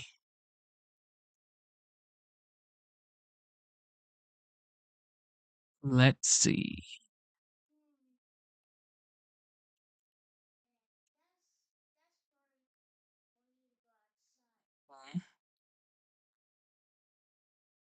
All right, so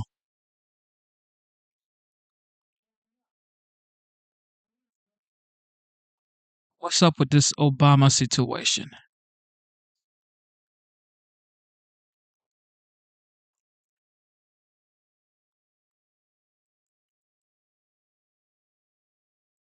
Counselor and so-called gatekeeper Steve Ricchetti allegedly getting combative with House Republicans in his testimony yesterday, but eventually admitting some surprising details about Biden's decline. So sources telling Fox, quote, Mr. Ricchetti admitted that they all knew Biden's age was an issue and were dealing with it as a political matter, adding in preparation for infamous debate, Steven Spielberg to help President Biden prepare for it.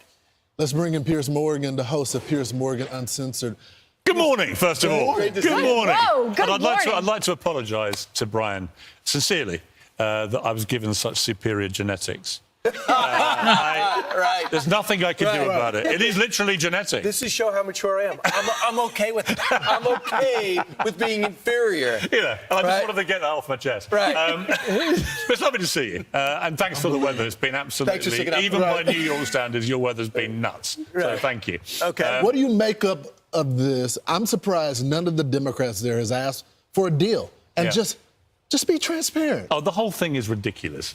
I was writing columns for the New York Post for 2 years before that debate, saying, I'm really sorry, I say this respectfully, but the President of the United States is completely gaga, right? He can barely string a sentence together. He keeps falling over. He keeps making terrible mistakes that have to be rolled back by the White House press team.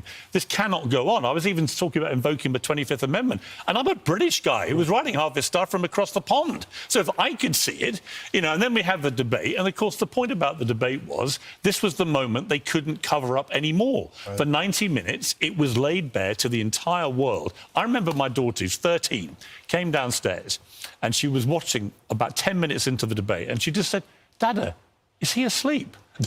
Well, she's 13, right? So you don't need to be anything more than a 13-year-old who sees a guy who's basically half asleep. And I would put this You know to why? Good genes. Very good genes. Yeah. Very good genes. But let me give you two ages. Donald Trump is 79. Right, he's about, 2 years younger than Biden? Mick Jagger is only 7 months younger than Joe Biden. Wow. So this is not about age, right? This is about competency and mental cognitive ability. And there's no doubt, because Mick Jagger prances around a stage for 2 hours every night on world tours, and he's 7 months younger than Biden. So I never buy into this. It's not an ageist thing. It was a commentary on his cognitive decline. And I watched this guy. Of course he's going to say this, because he's part of the cover-up. This was a guy who was there who knew that they were spinning this nonsense to the American people. If I was an American, I would love to be an American, actually. I think you're wonderful working people. on it. Thank you. If I get the accent right, I'll think about it. But if I was American, I'd feel really cheated. Absolutely. I would feel that for a very long period of time, I was spun a lie. And then the moment it was laid bare in that debate, then the George Clooney's come out and say, as if they didn't know before, then the Obamas, then all the others. And it's like, no, you all knew. You know, the thing about Spielberg, I mean, look, he was brought in to save Private Biden. And he ended up giving us another sequel to Jurassic Park. Right? Sorry. I was working on that all morning. That's good. Yes, I thought it was quite good. So you should have had that at Gutfeld last We night. want to talk to you about Sharon Osbourne because I Yeah. saw your post yesterday. You really loved her. You worked with her 5 seasons Yeah, I did. on America's Got Talent. And you know her very well. And she was with us on set when we were reporting on the Queen's funeral. Yeah. Tell me what you thought about that reaction yesterday. There were so many people lining the streets of Birmingham. You know, it's very heartbreaking in one way. I watched Sharon yesterday. I teared up watching it because I've known Sharon a long time. She's a very, very close friend of mine. And to see her so broken in the way that she was, they were married nearly 50 years. Wow. And they never pretended they had the perfect marriage. They had probably more challenges than most marriages would ever go through. But what they had underpinning it was a ferocious love. It was an undimmed, ferocious love. And when I saw Sharon without her Ozzy, you know, it did make me choke up, actually, that very picture. You texted with him, you said. Yeah, I texted with both of them because it was, I say it's heartbreaking, but also if you could have scripted a way for Ozzy to go, actually, I think what he would have done is said, I would like to have a farewell concert in Birmingham, the city where he grew up as a young lad, where Black Sabbath were formed.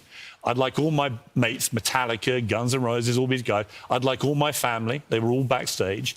I'd like thousands of Brummies, what we call people from Birmingham, all with their Brummie accents. I'd like them all in the crowd going nuts. I want to perform a few hits and say goodbye and then bid us farewell. And I texted him the night before and I read it yesterday just to remind myself. And he just said, oh, I'm really excited. We're in Birmingham, the final show, and then that's that.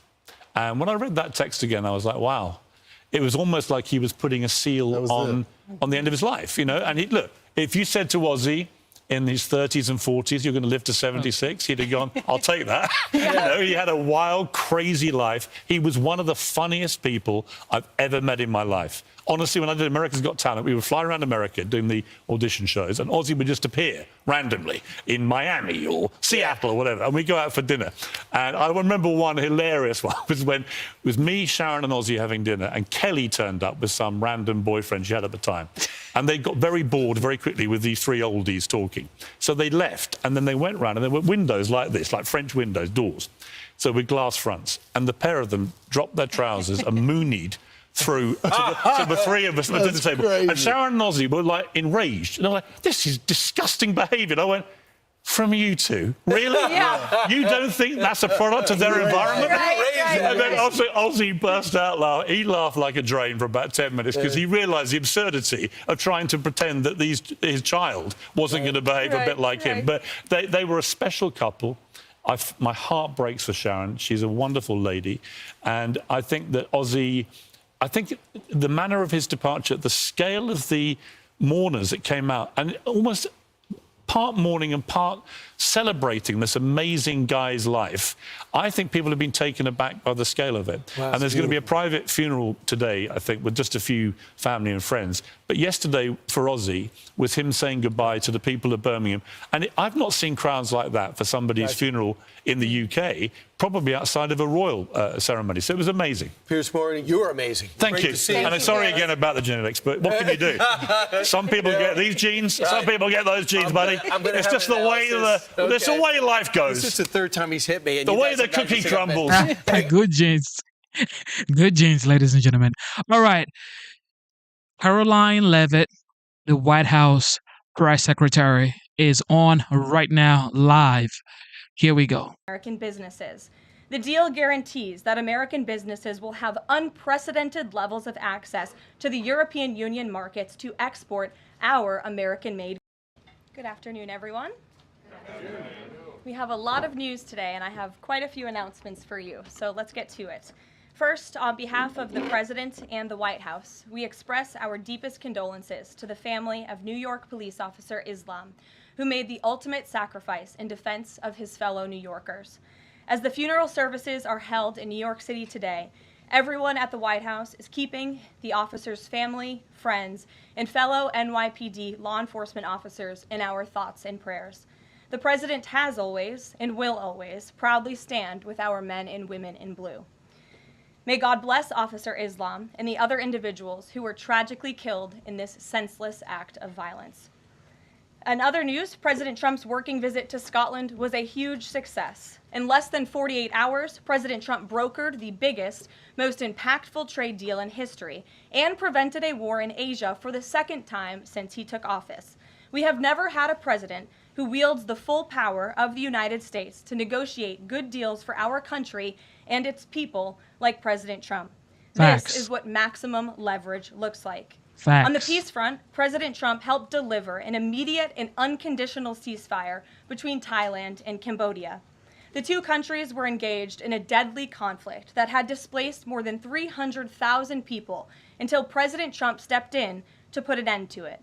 The president spoke directly on the phone with the acting Prime Minister of Thailand and the Prime Minister of Cambodia to inform both leaders that unless they brought their conflict to an end, there would be no trade discussions or agreements with the United States.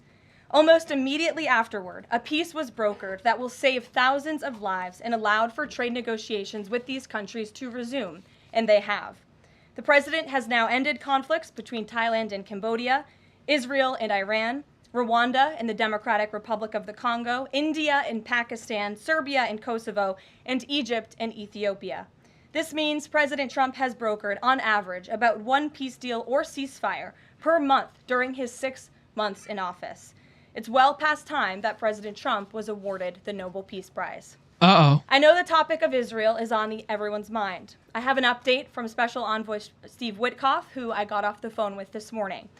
Special Envoy Witkoff and Ambassador Huckabee had a very productive meeting with Prime Minister Netanyahu and other officials today in Israel on the topic of delivering much-needed food and aid to Gaza. President Trump is a humanitarian with a big heart, and that's why he sent Special Envoy Witkoff to the region in an effort to save lives and end this crisis. Tomorrow, Special Envoy Witkoff and Ambassador Huckabee will be traveling into Gaza to inspect the current distribution sites and secure a plan to deliver more food and meet with local Gazans to hear firsthand about this dire situation on the ground. The special envoy and the ambassador will brief the president immediately after their visit to approve a final plan for food and aid distribution into the region, and we will provide more details for all of you once that plan is approved and agreed on by the President of the United States. On the trade front, the president secured a historic trade agreement with the European Union that puts America first and fundamentally strengthens the economic relationship between the two largest economies in the world. This deal delivers on two of President Trump's core promises on trade, supercharging America's manufacturing capacity and opening up foreign market access to American businesses. The deal guarantees that American businesses will have unprecedented levels of access to the European Union markets to export our American-made goods. Also, as part of this agreement, the EU will purchase $750 billion in U.S. energy to strengthen our energy dominance, reduce European reliance on adversarial sources, and narrow our trade deficit with the EU. The EU will also make new investments of $60 billion in the United States, in addition to the more than $100 billion the EU companies already invest in the U.S. every year. All of these massive purchases and investments will happen by the end of 2028. What we are watching is President Trump rebuilding the greatest economy in the history of the world and simultaneously proving the so-called economic experts wrong at every turn. Media pundits said a trade deal with the EU this monumental and beneficial to America would be impossible, but President Trump made it happen. The so-called economic experts repeatedly said that the American economy would be in a recession this summer. Well, summer is here. It's almost over, and that recession does not exist. Yesterday, in fact, real GDP growth in the second quarter increased at a 3.0% annual rate, significantly above expectations. President Trump's America First policies are driving economic growth, as he always said they would. And this growth is being driven by the private sector, not the government. Federal government spending fell for a second straight quarter, while real business fixed investment rose by nearly 2% following its first quarter surge. President Trump is right-sizing government spending, reversing the damage done by the Biden administration, and allowing the private sector to flourish. The same so-called experts claimed that President Trump's tariffs would spike inflation and hurt American consumers. But consumer spending growth just accelerated, and inflation remains right on track. For the past 5 straight months, core inflation has come in below market expectation and remains in line with the Fed's 2% inflation target. Meanwhile, customs and tariff revenues have already totaled more than $150 billion since President Trump took office, leading to the first June budget surplus in nearly a decade. Those revenues will skyrocket even further starting tomorrow when new reciprocal tariff rates take effect. President Trump is restoring America's economic sovereignty by reducing our reliance on foreign countries, boosting investment in the U.S. to the tune of trillions of dollars, and creating hundreds of thousands of high-paying jobs for the American people. With America finally put first on trade and the largest middle-class tax cuts in history and other pro-growth provisions of the One Big Beautiful Bill beginning to take effect, the American economy will boom like never before over the course of the next 3.5 years, thanks to the president's vision. Finally, as you all know, the president signed an executive order earlier this year to solve the problem of exorbitant pharmaceutical pricing. According to recent data, the prices that Americans have been paying for brand name drugs are more than 3 times the price other similarly developed nations pay. The president is determined to solve this problem and took further action today. He has signed 17 letters to pharmaceutical companies' CEOs. And I would like to read you one of these letters to the CEO of Eli Lilly. All of these letters will be provided to you following this briefing.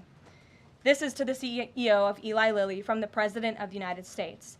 On May 12, 2025, I signed an executive order delivering most favored nation prescription drug pricing to American patients to stop global freeloading and guarantee that Americans pay the same prices enjoyed by other developed nations. Right now, brand name drugs in the United States are up to 3 times higher on average than anywhere else for the identical medicines. This unacceptable burden on hardworking American families ends with my administration. Most proposals the Trump administration has received to resolve this critical issue promised more of the same, shifting blame and requesting policy changes that would result in billions of dollars in handouts to industry. Moving forward, the only thing I will accept from drug manufacturers is a commitment that provides American families immediate relief from the vastly inflated drug prices and an end to the free ride of American innovation by European and other developed nations. Accordingly, I'm calling on Eli Lilly and Company and every manufacturer doing business in our great country to take the following actions within the next 60 days. Extend the most favored nation pricing to Medicaid, guarantee most favored nation pricing for newly launched drugs, return increased revenues abroad to American patients and taxpayers, provide for direct purchasing at most favored nation pricing. The President's team, including Secretary Kennedy and Administrator Oz, stand ready to implement these terms. The President expects to further engage with them immediately in good faith to deliver relief for American families. Make no mistake, a collaborative effort towards achieving global pricing parity would be the most effective path for companies, the government, and American patients. But if you refuse to step up, we will deploy every tool in our arsenal to protect American families from continued abusive drug pricing practices. Americans are demanding lower drug prices, and they need them today. Other nations have been freeloading on U.S. innovation for far too long, and it is time they pay their fair share. I look forward to your binding commitments to each of these goals by September 29th, 2025, and my team stands ready to assist with implementation questions. Thank you for your immediate attention to this vital national priority. Signed, President Donald J. Trump. Again, to the CEO of Eli Lilly. This letter, in its form, has been designed for each of the 17 major drug and pharmaceutical companies in the United States, and we're happy to provide you the full list. And I believe you will see all 17 letters popping on Truth Social very shortly, so you can look out for those, and I'm happy to take any further questions. Before we get to questions, I do have one other announcement from the White House and from the President. We are proud to announce that the construction of the new White House ballroom will begin. For 150 years, presidents, administrations, and White House staff have longed for a large event space on the White House complex that can hold substantially more guests than currently allowed. President Trump has expressed his commitment to solving this problem on behalf of future administrations and the American people. The White House is one of the most beautiful and historic buildings in the world. Yet the White House is currently unable to host major functions, honoring world leaders in other countries without having to install a large and unsightly tent approximately 100 yards away from the main building's entrance. The White House State Ballroom will be a much-needed and exquisite addition of approximately 90,000 total square feet of innately designed and carefully crafted space with a seated capacity of 650 people, which is a significant increase from the 200-person seated capacity in the East Room of the White House. In recent weeks, President Trump has held several meetings with members of the White House staff, the National Park Service, the White House Military Office, and the United States Secret Service to discuss design features and planning. President Trump has chosen McCreary Architects as the lead architect, which is well known for their classical architectural design and based right here in our nation's capital. The construction team will be headed by Clark Construction, and the engineering team will be led by AECOM. The project will begin in September 2025, and it is expected to be completed long before the end of President Trump's term. President Trump and other donors have generously committed to donating the funds necessary to build this approximately $200 million structure. The United States Secret Service will provide the necessary security enhancements and modifications. The White House ballroom will be substantially separated from the main building of the White House, but at the same time, its theme and architectural heritage will be almost identical. The site of the new ballroom will be where the small, heavily changed and reconstructed East Wing currently sits. The East Wing was constructed in 1902 and has been renovated and changed many times, with a second story added in 1942. White House Chief of Staff Susie Wiles has provided the following statement. President Trump is a builder at heart and has an extraordinary eye for detail. The President and the Trump White House are fully committed to working with the appropriate organizations to preserve the special history of the White House while building a beautiful ballroom that can be enjoyed by future administrations and generations of Americans to come. In the White House, we will continue to provide the American public and all of you in the press with updates on this project at whitehouse.gov/visit. And if you go there shortly, you will be able to see renderings and visuals of what this ballroom will look like, both the exterior and the interior. I have provided some photos for all of you in the room today. This is the interior of the ballroom space. It's quite beautiful. And then this is the exterior of the ballroom space. As you can see, it will come off of the executive mansion as it sits today, and the East Wing will be modernized and renovated. We're happy to answer any further questions on that, Jennifer. Since you're so eager, I will go to you, but first, as always, I want to start with our new media seat, Ben Weingarten. Why don't you go ahead, Ben? Thank you. In light of the release, the declassification of the annex to the Durham report today, beyond any potential prosecutions, the outcomes of which will likely be uncertain, what does the president believe justice for Russiagate ought to entail? Might it include restitution for those whose lives were upended as a consequence of Russiagate, and perhaps a major reorganization of the national security apparatus?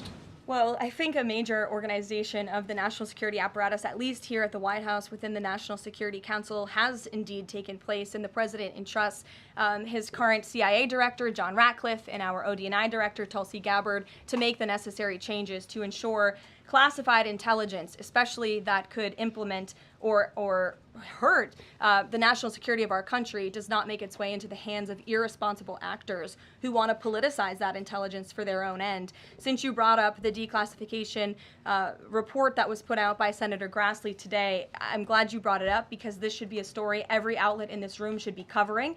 This is further evidence that Hillary Clinton approved the Russia hoax against President Trump. Her campaign financed it. Again, she approved it. And the FBI and the CIA were both weaponized to, as our director of CIA has said, accelerate this hoax against then candidate and former President Trump. To answer the heart of your question, the president wants to see justice served, and he trusts the Attorney General and the Department of Justice to implement that justice and hold these people accountable. One more question, briefly, Sure. if I may, on a totally different topic. There's been legislation reintroduced in the House and Senate on designating the Muslim Brotherhood as a terrorist organization. The Muslim Brotherhood is considered by many to be the fountainhead of Sunni Islamic supremacism from which Hamas and other groups have spawned, with a nexus to domestic organizations as well. Does the president support designating the Muslim Brotherhood as a terrorist organization? Frankly, I'm not sure because I haven't talked to him, and I would never want to get ahead of the National Security Council on specific designations. It sounds like something this administration would support, but we can get a firm answer for you. How's that? Thank you. Thanks for being here. Jennifer, go ahead. Eager beaver today. How much of the East Wing will be torn down? The entire East Wing or just parts of it? So the East Wing is going to be modernized. The necessary construction will take place. And for those who are housed in the East Wing, including the Office of the First Lady, the White House Military Office, the White House Visitors Offices, those offices will be temporarily relocated while the East Wing is being modernized. And then on Israel-Gaza, there are some reports that negotiations with Hamas might not be continuing. Did you get any updates from Steve Witkoff on that? I did. Special Envoy Witkoff is actively talking with our counterparts in Israel about that, and he wants to give some grace to the president so he can fully brief the president on what he's learning on the ground in both Israel and Gaza. But the president put out a very strong statement on Truth Social this morning, which I'm sure you saw, and he said the quickest way to end this entire conflict, the humanitarian crisis that we've seen, and the crisis in Israel that of course started on October 7th when Hamas brutally kidnapped and raped innocent Israelis, that terrible terrorist attack, is for Hamas to surrender, to release all of the hostages, and to end this conflict. And that's what the president wants to see. He's made that very clear. But the special envoy will be in Gaza tomorrow, as I shared with you previously. Josh. Can you give us a little more clarity on the tariff timing? You said that the reciprocals will take effect tomorrow. Yes. Does that include the new auto rates, for instance, on Japan, Korea, the EU? Is this all coming effective tomorrow? So some of the countries you just mentioned, Japan, South Korea, they have bespoke trade deals that the president cut, which, just to backtrack for a second, Josh, we promised that the president would negotiate with countries all around the world to cut tailor-made trade deals depending on those countries' challenges, how badly they've ripped off the United States of America and our manufacturing industry and our workforce in the past. And he has done that. Of our 18 major trading partners, 2/3 of those trading partners have a deal. We've sent out 17 letters to countries around the world. And the rest of those countries that either do not have a deal or have a letter, they will be hearing from this administration by the midnight deadline tonight. So yes, tomorrow, August 1st, the reciprocal rates will be going into effect. If more deals are cut between now and midnight, I will never count out the president. You've seen him do it before. He cut 3 deals in one day very recently. So we'll see what happens. I do know foreign leaders are ringing his phone, realizing this deadline is a real thing for them tomorrow, and they're bringing offers to the table. We were reporting that the president wants to meet David Solomon of Goldman Sachs today. Can you say what they'll discuss, if anything, in that meeting? I won't discuss the president's private meetings from this podium, and it hasn't taken place yet unless he gives me liberty to do so. And finally, have you talked with the president about his position on the stock trading ban bill before Congress? He obviously had pretty loaded comments about Senator Hawley. There's some reporting that they've since spoken. What is his position on the current status of that bill? The president has spoken to Senator Hawley, who called him, and the president took that call. As the president said in the Roosevelt Room yesterday, conceptually, he of course supports the idea of ensuring that members of Congress and United States senators who are here for public service cannot enrich themselves. And the reason that this idea to put a ban on stock trading for members of Congress is even a thing is because of Nancy Pelosi. I mean, she is rightfully criticized because she makes, I think, $174,000 a year, yet she has a net worth of approximately $413 million. In 2024, Nancy Pelosi's stock portfolio, this was a fascinating statistic to me, grew 70% in 1 year in 2024, and her portfolio outperformed every single large hedge fund in that same year, and even more than doubled the returns of Warren Buffett's Berkshire Hathaway. So I think the president stands with the American people on this. He doesn't want to see people like Nancy Pelosi enriching themselves off of public service and ripping off their constituents in the process. As for the mechanics of the legislation and how it will move forward, the White House continues to be in discussions with our friends on Capitol Hill. Emily, in a new seat today. Thanks, Caroline. I wanted to ask about this report that the president wants to host a G20 meeting at Trump derail. How is he going to do that considering all the preparations that have been going on in South Africa? And also, would that be seen as his business? He's not going to South Africa. Hosting this He kind said of it. meeting? I would reject that premise entirely. We have announcements and details forthcoming on the G20, but my understanding is no firm announcement is ready to be made at this time. I did see the report, but we're not in a place to confirm it just yet. Michelle, just on the tariffs, what are the logistics for imposing those? Does the president have to sign an executive order tonight? What's the timing of that? Yes, and he will be signing an executive order at some point this afternoon or later this evening. And as always, we'll keep you posted when that happens, and it will be released from our office. And are there some of these countries that have they all had contact with U.S. officials, or are there some countries that are going to get letters that have had no opportunity to negotiate with the United States? Well, there's a lot of countries that I know have reached out. I believe it's upwards of 200 countries around the world have reached out to the trade and tariff team. Of course, as I said previously and the president said, we're going to prioritize our key trading partners, which we have done. Like I said, of the 18, 2/3 of those we have cut these tailor-made deals with. But I do know that the trade team has been working around the clock to try to be in correspondence with as many countries as possible. But if they haven't heard from us yet, they will in the form of a letter or an executive order by midnight tonight. We'll go to the back. Sure, go ahead. In the back left. Thank you. Amanda, yes. Thank you very much. I have asked about the U.S. Amanda, you can go on. U.S. and South Korea tariff negotiations. At the tariff negotiation between South Korea and the United States concluded yesterday.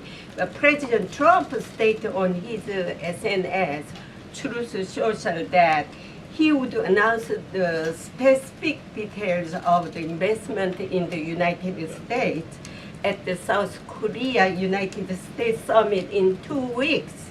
My question is this tariff negotiation a final agreement, or is further negotiation necessary? Well, yes, as you know, the president met with representatives of the Republic of South Korea here at the White House yesterday, and they did, in fact, reach a deal. And South Korea will pay a 15% tariff rate, including 15% on autos, while providing historic market access to American goods like autos and rice.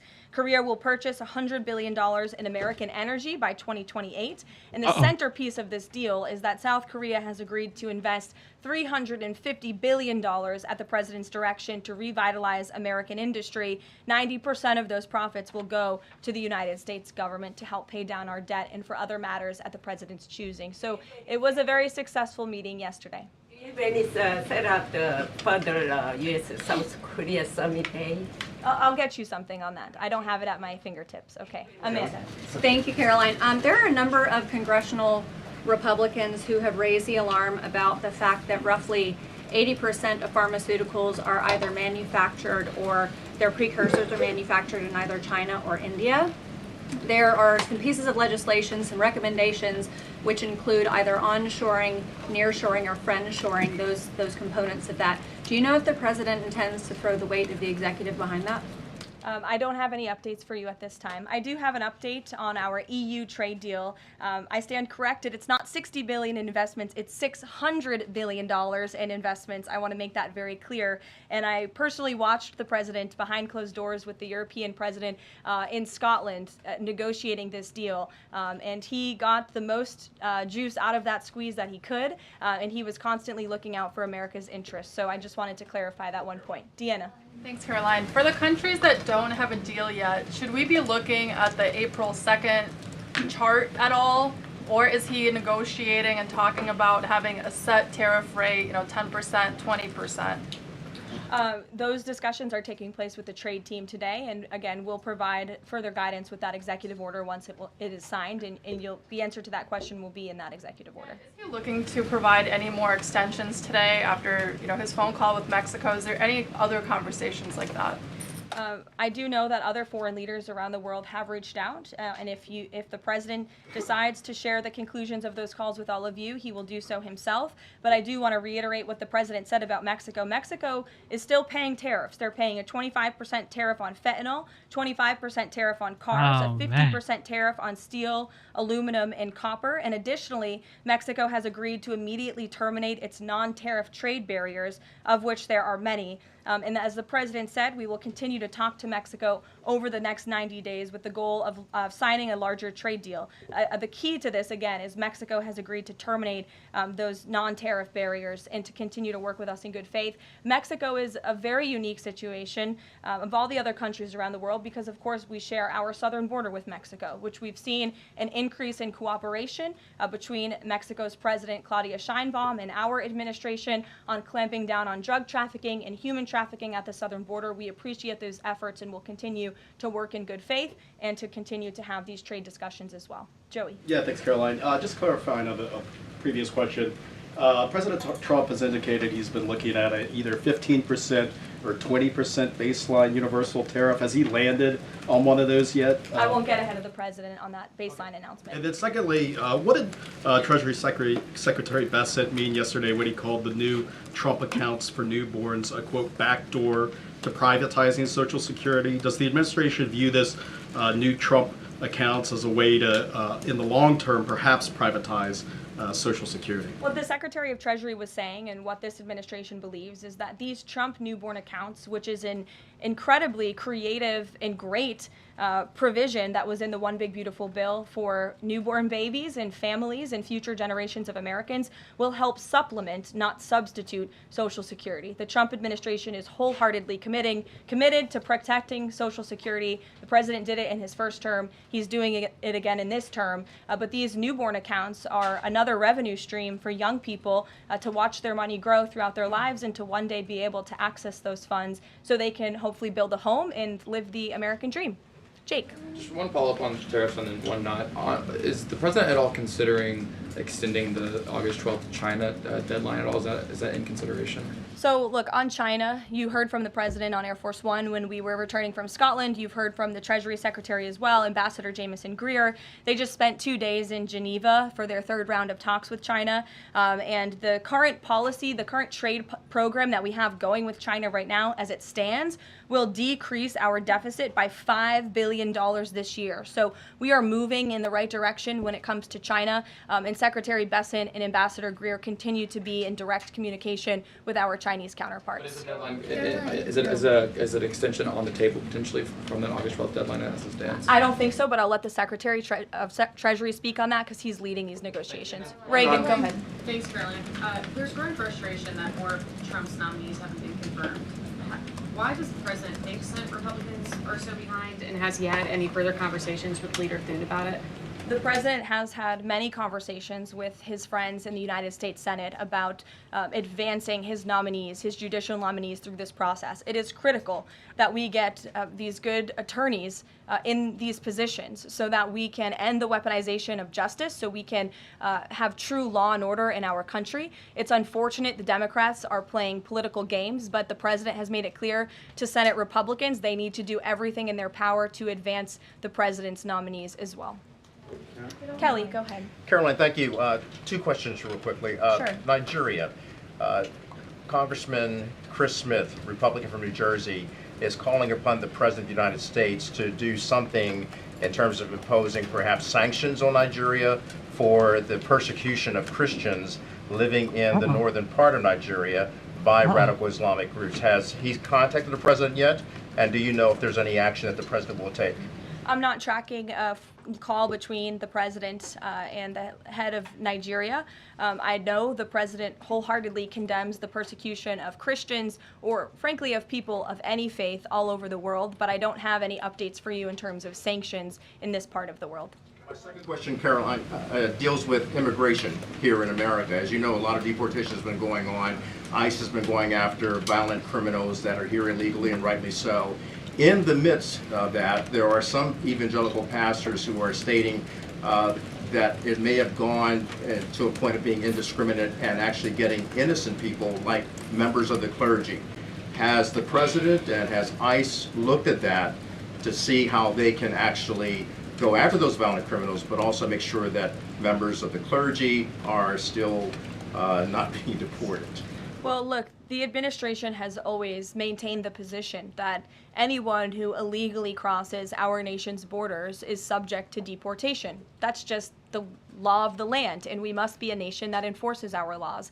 But the priority from ICE, of course, is to deport, detain, arrest and remove violent illegal aliens and criminals from our country. And they have been doing that at the rate of thousands of illegal violent criminals every single week, especially in Democrat-run sanctuary cities where these illegal violent criminals have been given a safe haven and have essentially been immune from our nation's laws under the previous administration. That's not happening anymore because of this president and Secretary Noem in the Department of Homeland Security.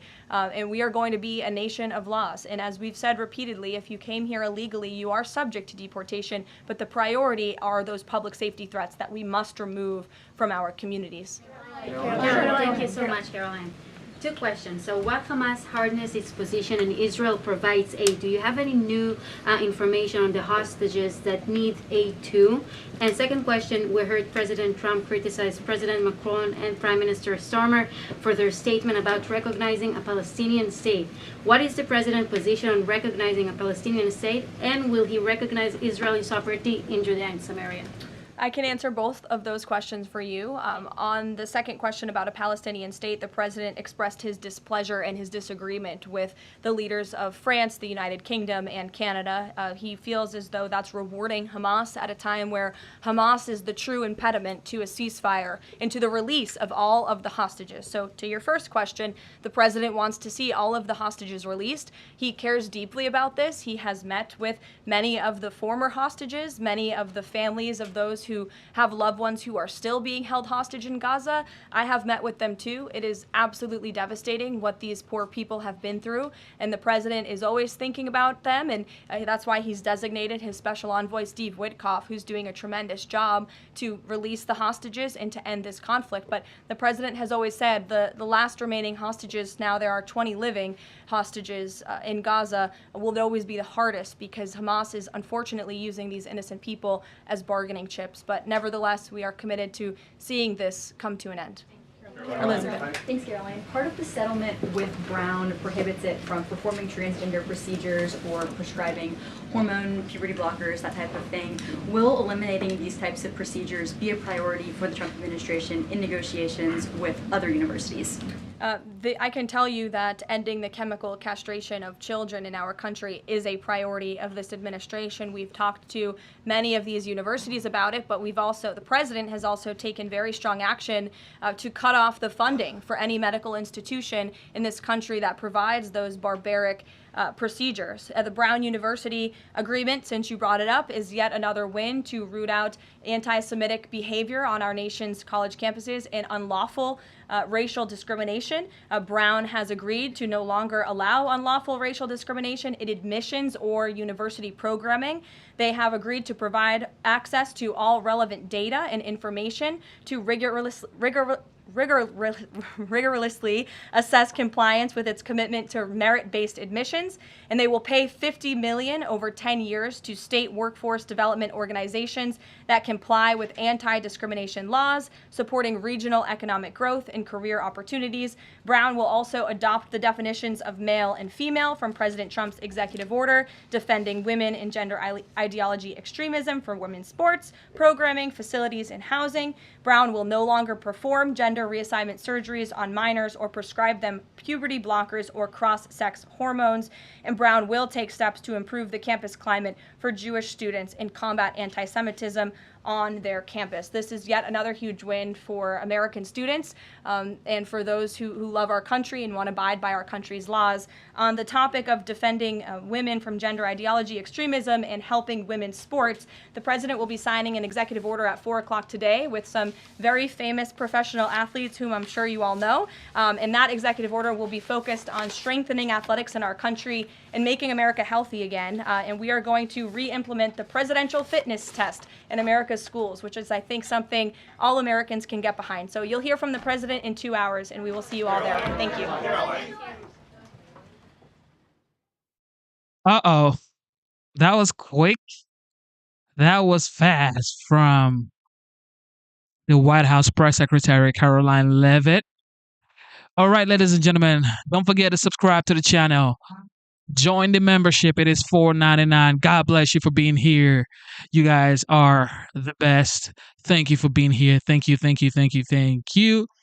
I didn't even know I was going to stream this morning, but for some reason, you guys just make it so much fun to be here. What else? Hillary Clinton. All right, let's check this out before we wrap it up. All right, you ready for this? Here we go. Senate Judiciary Committee Chairman Chuck Grassley is out with a new batch of documents pertaining to the Trump-Russia investigation. And the newly declassified documents were allegedly held in burn bags in a secret room at FBI headquarters. Those would be containers that hold classified docs meant to be destroyed after a specified time. It's 29 pages, an annex or addendum to the 2023 Durham report, exposing a reported Clinton campaign plot to falsely tie President Trump to Russia. Here's Chairman Grassley.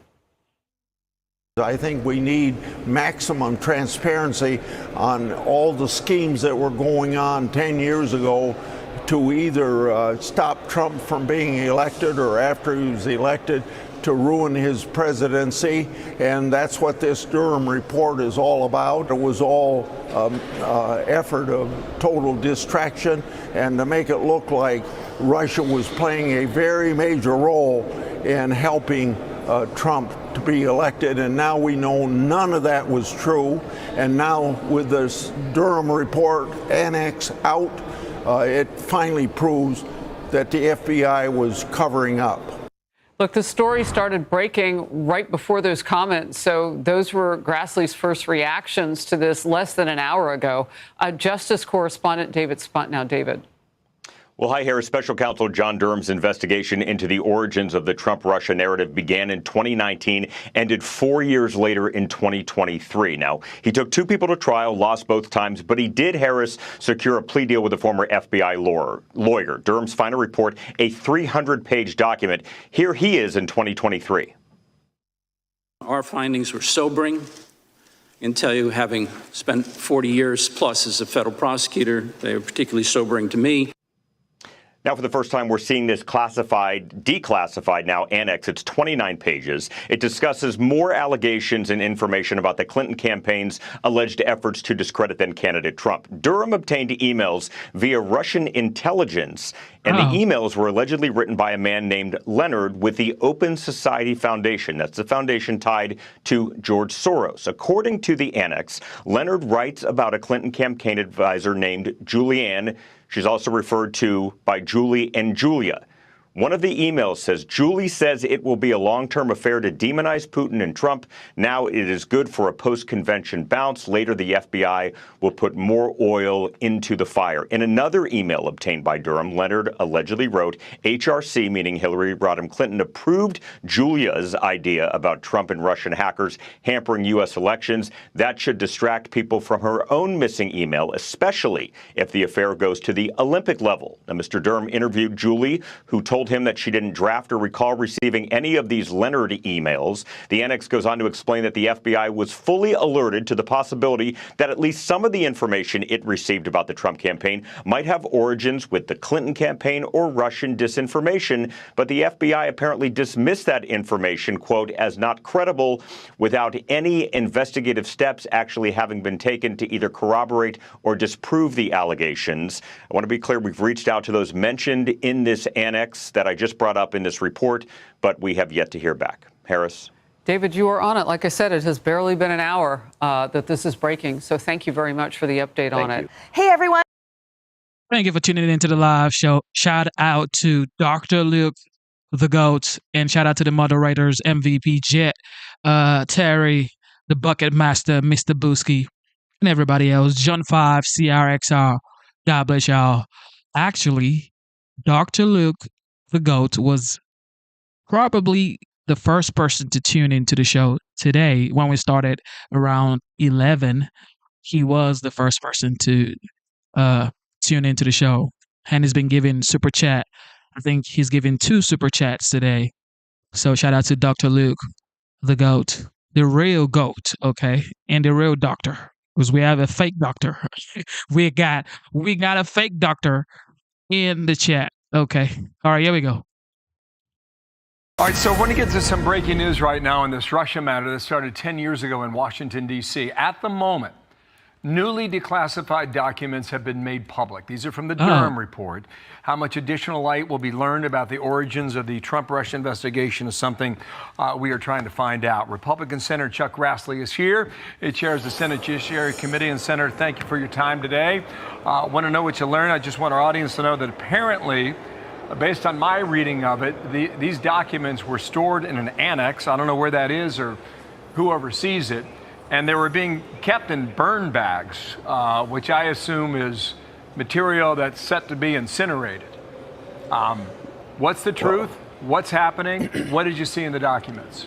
Well, you see, you're bringing attention to the burn bag to me for the first time, and I'll leave that up to the FBI to describe, but I think it's evidence of the great depth that the deep state will go to cover up weaponization that was going on in the FBI and the executive branch of government generally under the Obama administration. And I want to thank Kash Patel of the FBI and Pan Bondi, our Attorney General, for releasing these documents, because after 8 years, and it took us 3 years to get this information, but after 8 years, I think we need maximum transparency on all the schemes that were going on 10 years ago to either stop Trump from being elected or after he was elected to ruin his presidency. And that's what this Durham report is all about.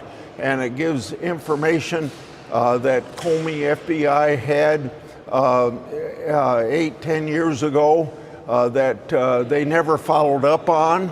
And it actually brings attention to the fact that there was either a Clinton conspiracy to make this happen, or a Russian disinformation. But either way, it was an attempt to stop Trump, and it also proves that the FBI had a hand in it.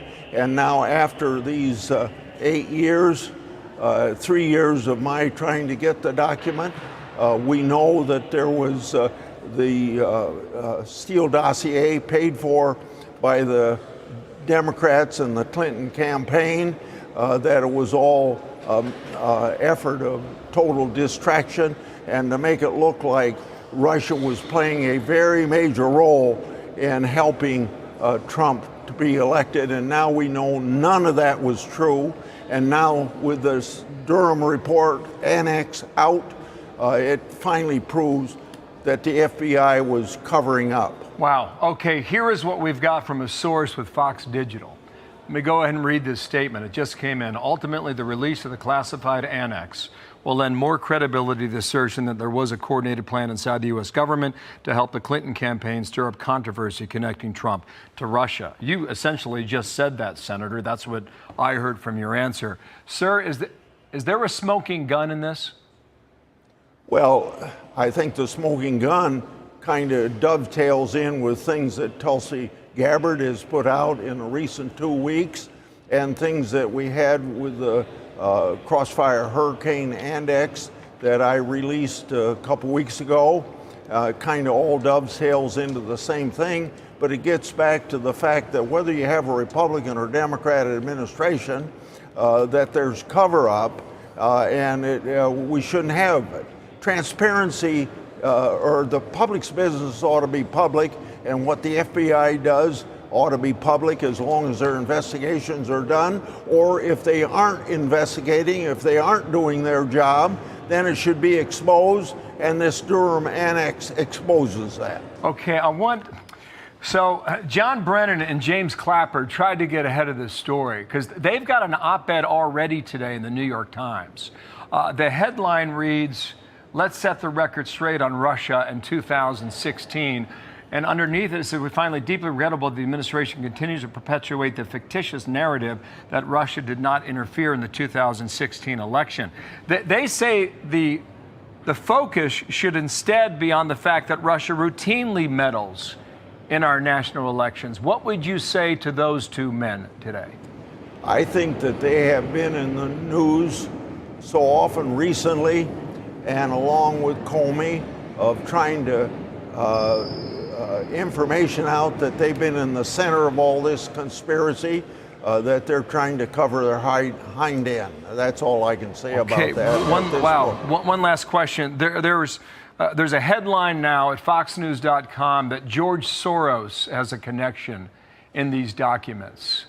Do you know of that? Is that true?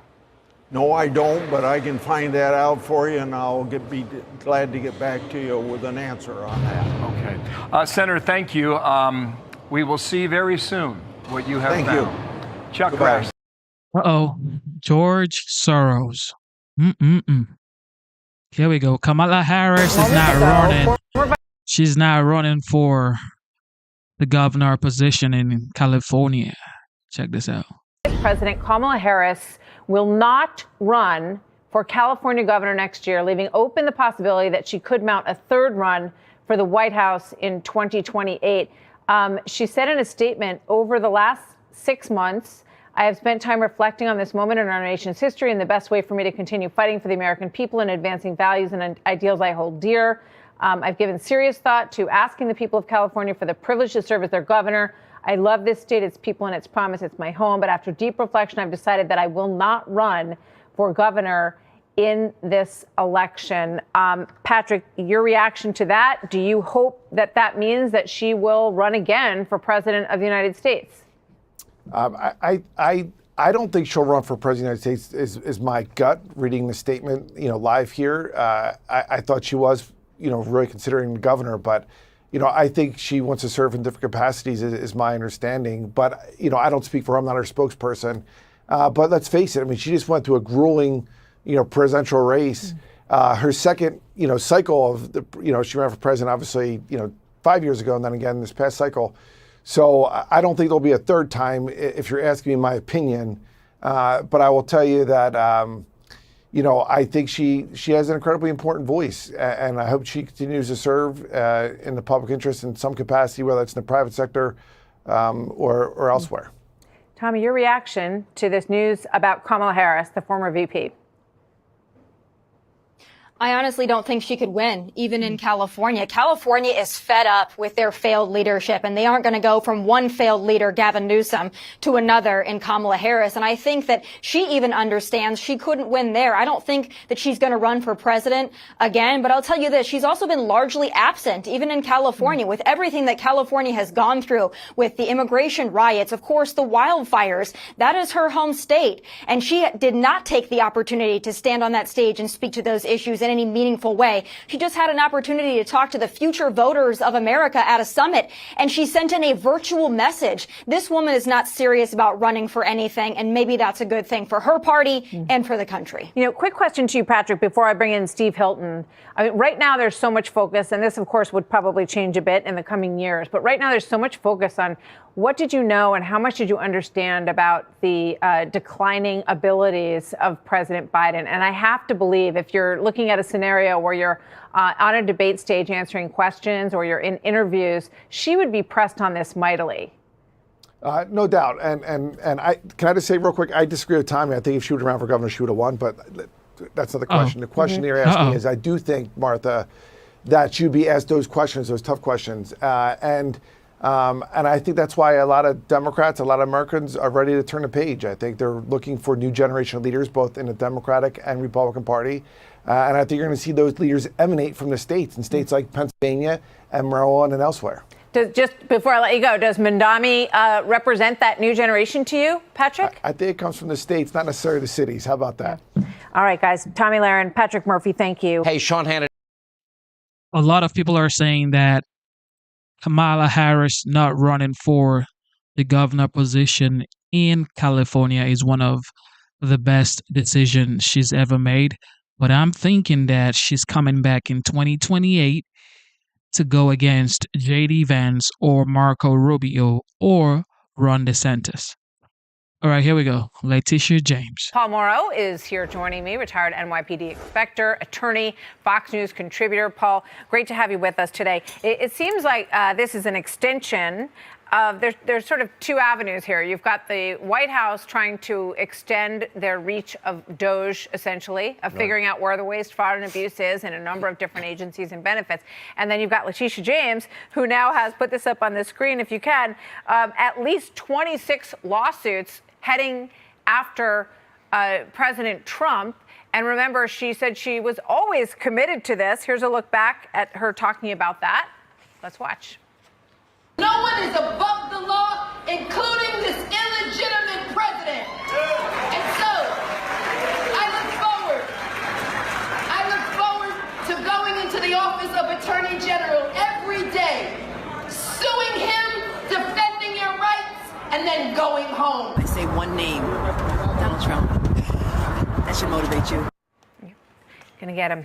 So this is the very latest. Your thoughts on this, Paul? Well, first of all, I mean, look, there's a couple ways to look at this. Let's do legal and then let's do practical. First of all, legally, all right? She is an officer of the court. She's a lawyer.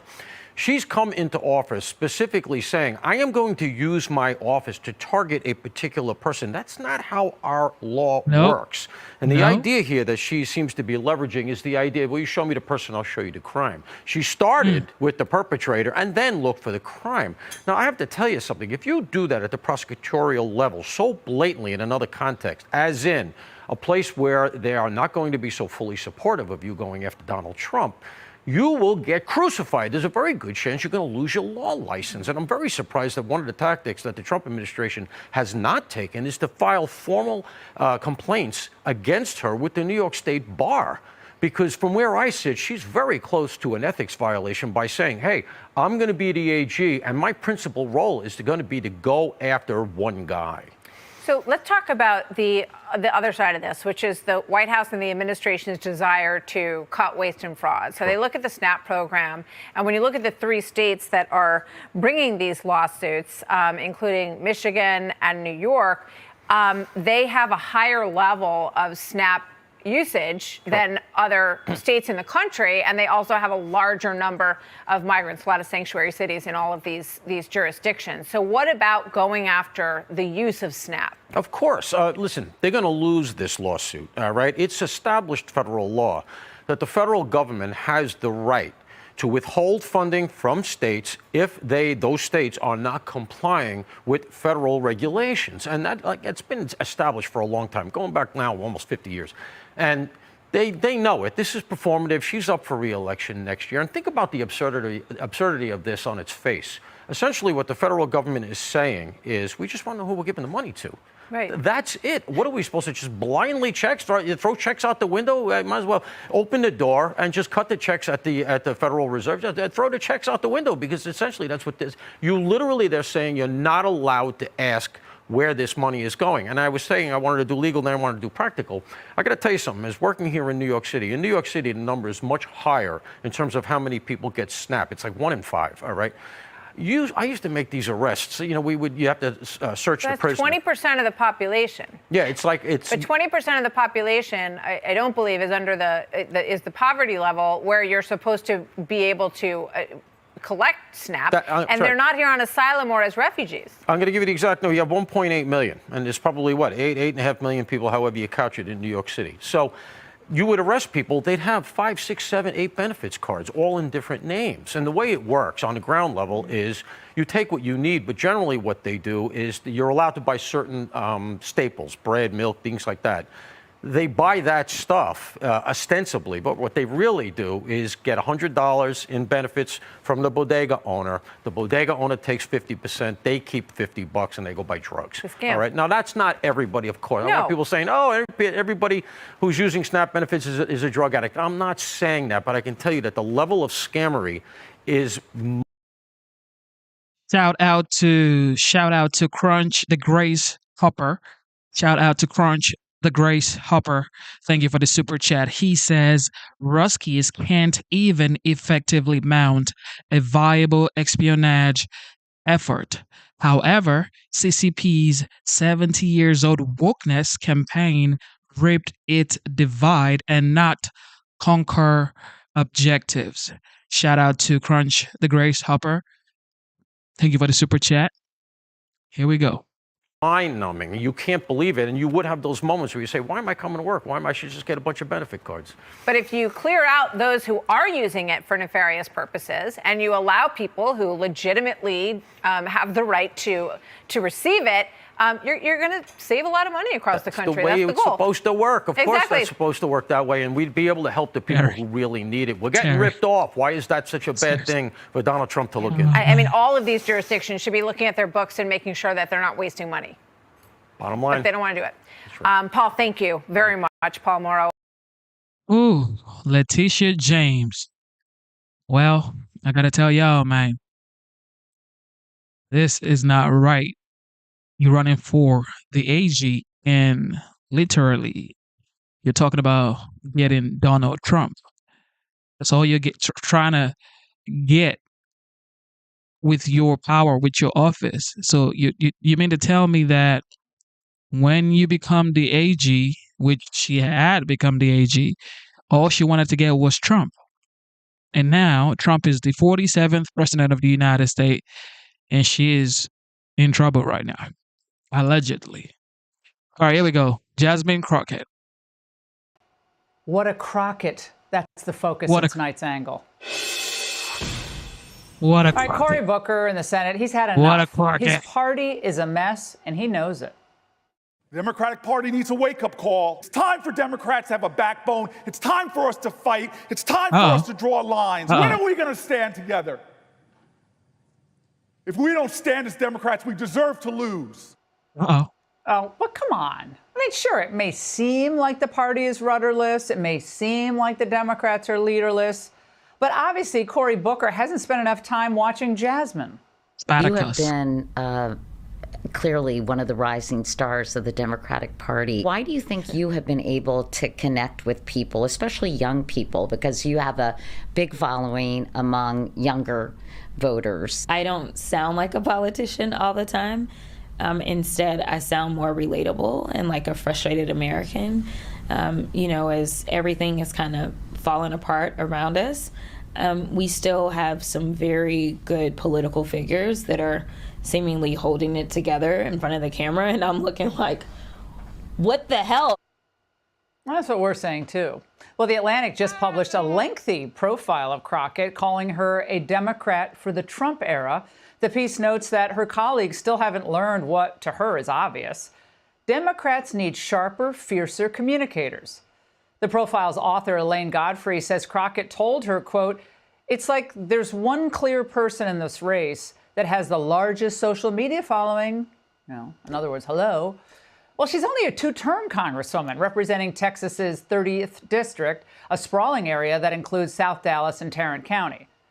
She's a hardcore leftist. Her MO is to be a political bomb thrower, usually with race front and center. The only people that are crying are the mediocre white boys. This is why they don't want us to have education, because they don't want any more Kamala Harrises. They don't want any more Jasmine Crockett's. But I got news for them. I don't care what they do. We will fight to the end to make sure that we get our due. We get our due? Okay. Well, she tries to play the role of the oppressed. But Jasmine Crockett grew up quite comfortably, raised by her parents in St. Louis until their divorce. Her dad was a postal worker. She attended private schools, like the prestigious all-girls Catholic school named Rosati Kane, and graduated from the Mary Institute and St. Louis Country Day School before that. Then it was on to Rhodes College in Memphis. The tuition and housing for her final year was approximately $29,000. She went on to graduate from the University of Houston Law School. Not bad. And now she'll say just about anything to get attention. Every little hate that they spew your way, my way, it is because they know that they see how beautiful we are inside and out. If they could, they would throw me back in chains. I mean, it's so absurd. It would be funny if it wasn't so sad. But this is what the Democrat Party has come to. They have zero solutions, only grievance and gutter talk. And the bombastic and grammatically creative Crockett has mastered both. Listen. And this is the thing, right? When nobody's talking about the fact that Jasmine Crockett also went to a private school, and there's nothing wrong with going to a private school. Kudos to her parent. That's what her parent wanted for her, and she got it. They worked hard for her to go to a private school, and now she's a congresswoman. Her parent did what had to be done, and they have, in my opinion, a successful child, because Jasmine Crockett is known by a lot of people across the United States. Okay? And she's a congresswoman from Texas. However, a lot of people do not give Donald Trump the same grace. Oh, he's a rich kid. He's always been rich. His parent gave him everything he has.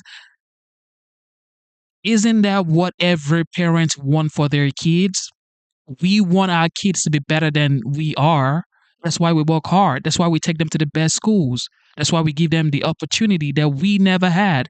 So why would the public, especially the people on the left, talk about the fact that, well, Trump's father gave him, millions of dollars. He took over the family business. Of course, that's what you want for your kid. You want to give your kid, you want to pass down your family business to your children. That's what you want. I don't see anybody talking about Jasmine Crockett going to a private school, because that's what every parent want for their kids. You want a better life for your kids. So what is so bad about Trump's parent passing down wealth to him? What? He up there, he's spewing all kinds of nonsense and bullshit. And we ain't gonna sit for that. Yeah, we in love with Putin. What is happening? This is a terrible nightmare. Somebody slap me and wake me the up. I would tell him to grow a spine and stop being Putin's hoe. Yeah, Putin's hoe. It's all performative, right? Her sound, her swagger. But just 3 years ago, when she was first campaigning for office, she sounded a little more buttoned up. It's good to see you in the new year. No one could have told me that when I went down to Austin, now it looks like a little bit over a year ago, that I would be running for Congress. It's just not what my plan was. But what I've always decided is that I would step up when there was a need. Oh, how noble and sacrificial of her. Which is the real Jasmine Crockett, though? Well, the call for public service came and Jasmine answered. But back to that Atlantic profile, they saw something else in Crockett, a raging narcissism. And for a woman who claims to be so tough, she has exceedingly thin skin. They described her as highly conscious of her self-presentation. Crockett wore acrylic nails painted with the word resist and a set of heavy lashes over her brown eyes. The lock screen on her phone is a headshot of herself. And Crockett apparently thinks she should be able to control to whom a journalist speaks when they're actually reporting a profile. 4 days before this story was published, Crockett called me to express frustration that I had reached out to so many House members without telling her first. She told me, shutting down the profile and revoking all permissions. Yeah. And yet another gem that speaks to Crockett's highly racialized view of the world. From the same profile, Crockett said that Hispanic Trump supporters had almost like a slave mentality. I asked Crockett whether she had ever regrets about her public comments. She raised her eyebrows and replied, "Obsessed dimwit." But on the trade issue, come on, at least we know whose side she's on. The fact that I'm rooting for Canada and I'm rooting for Mexico a lot is really wild. But they are really the ones that are speaking truth to power right now. Send me a memo when the phrase truth to power is retired. Uh-oh. But there are some Democrats in leadership who apparently aren't at all amused by her. Last month, Crockett was forced to drop her bid for a key post on the House Oversight Committee. The defeat is a latest blow to Crockett's leadership ambitions. She lost her November bid for Democratic Policy and Comms Committee chair, a high-ranking position in the caucus that helped shape the party's messaging strategy. According to news reports, some Hill Democrats find her messaging style, quote, overzealous. But the messaging is really the least of her problems, because Democrats like Crockett have convinced themselves that Trump is successful because he's controversial, because he uses blunt language. Trump's real success comes from his policies. Facts. His policies simply make the average American's life better. They lead to more peace and more prosperity, a better border situation. Because Trump fights for the little guy. He doesn't just talk about it, he does it. But Democrats like Crockett? Well, they fight for a very small subset of elites and activists by advocating for illegals, DEI, transgenderism, and yes, for nuts like Randy Weingarten. Oh. Now, this is... Uh-oh. Uh-oh. Look, Jasmine Crockett really has done well for herself. And that's just the facts, okay? That is the facts. Now, you may not like her, but that doesn't stop the fact that she's done well for herself. So I guess, going to the private school and all that she had to go through as a kid. And she also spoke about if they wanted to, they would have thrown her back in chains. Bro, you were never in chains. Come on, bro. You were never in chains. Relax, bro. Chill. Here with more. Fox News legal analyst Greg Jarrett, former FBI special agent, Fox News contributor Nicole Parker. Nicole, burn bags, not a common term that the average person may know. You're very familiar with it because of your time in the FBI. That's right. So first of all, I'm not shocked by anything that we're hearing, having worked there for over a dozen years. Absolutely nothing shocks me about what may have happened at the FBI. That's one of the reasons that I left. But when I hear burn bag, that's common lingo inside the FBI. All documentation, documents, anything that you basically use or touch at the FBI goes into a burn bag. And sometimes you shred the documents, sometimes you just put them straight into the burn bag. But those documents are literally escorted to an incinerator by armed agents. I mean, it's a very serious process because we must take our documentation very seriously at the FBI, and that is what they do. And so to hear that documentation was found at FBI headquarters in burn bags that were never taken to an incinerator is baffling, but at the same time, it's not baffling, Sean. And there are a number of reasons that could have occurred. I wouldn't be shocked if it was just someone that wasn't doing their job, or someone that just put them in a room and thought, you know what, someone else will deal with that. Or if it was someone who is, high level in the FBI and isn't actually familiar with what the rank and file agents do in taking things to the incinerator to have burned. There are a number of reasons that this could have occurred, but the key is that these documents were found. Let's talk about this, Greg Jarrett. We spent 3 long years unpeeling every layer of the onion on this story.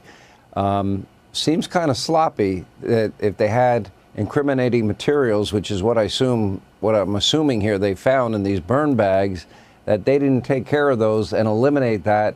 And I bet that's causing a lot of agita and anxiety in the minds of a number of names that would be very familiar to this audience. Yeah, it could be somebody who didn't want to be the party to a crime by burning them, because attempting to destroy or conceal evidence is the crime of obstruction of justice, Sean, if it's done to hide documents relevant to a criminal or congressional investigation or in anticipation of one. So these documents are not just relevant, they may be pivotal. So that's point number 1 on obstruction. Point number 2 is Senator Charles Grassley has been investigating the collusion hoax and those behind it for years, which is why these burn bag documents were turned over to him. So the question becomes, who ordered the planned burning? Why did they do it? Although the why to me seems readily self-evident. Whoever was involved was trying to conceal evidence that they didn't like, things that might implicate them. And it doesn't matter if the material was classified, you still cannot destroy it if it relates to an investigation. Go ahead. One of the documents FBI officials allegedly found in the burn bag were the classified annex, to former special counsel John Durham's final report, which includes the underlying intelligence that he reviewed. Why would that be so critical? To me, that's critical. Because it likely reveals many of the government actors who instigated and corruptly spread the phony collusion narrative, despite knowing it was totally untrue. So, it's the usual suspects. Was it Comey and his acolytes at the FBI, Brennan's team of CIA partisans? Was it Clapper the Obama White House. They're all reasonable suspects based on the damning evidence revealed in just the last couple of weeks, leading to an official criminal investigation.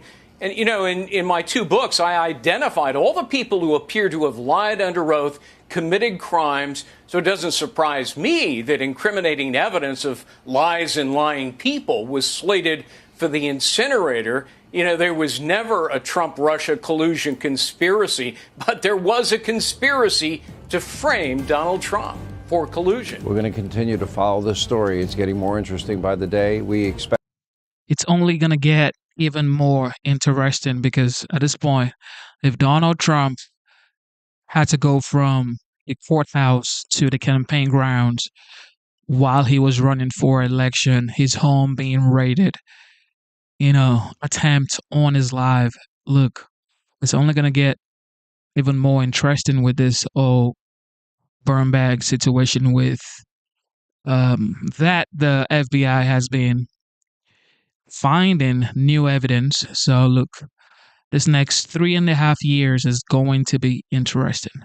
All right, here we go. Scott Bassett. The Chinese are tough negotiators. We're tough too. I believe that we have the makings of a deal. Ambassador Greer and myself will be speaking to President Trump today about whether we will be doing the role by the August 12th deadline. There's still a few technical details to be worked out on the Chinese side. Between us, I'm confident that it will be done, but it's not 100% done. Okay, so that's Treasury Secretary Scott Bassett earlier this morning expressing confidence that a trade deal with China is within reach. Maria Bartiromo, anchor of Mornings with Maria on Fox Business and Sunday Morning Futures on Fox News Channel, joins us now to break this all down. Okay, let's put this on the board here. The snapshot of our economy as of today and all these Trump wins. We've got the trade deals, the latest being the one with South Korea. Better than expected GDP numbers. The economy grew at 3% last quarter.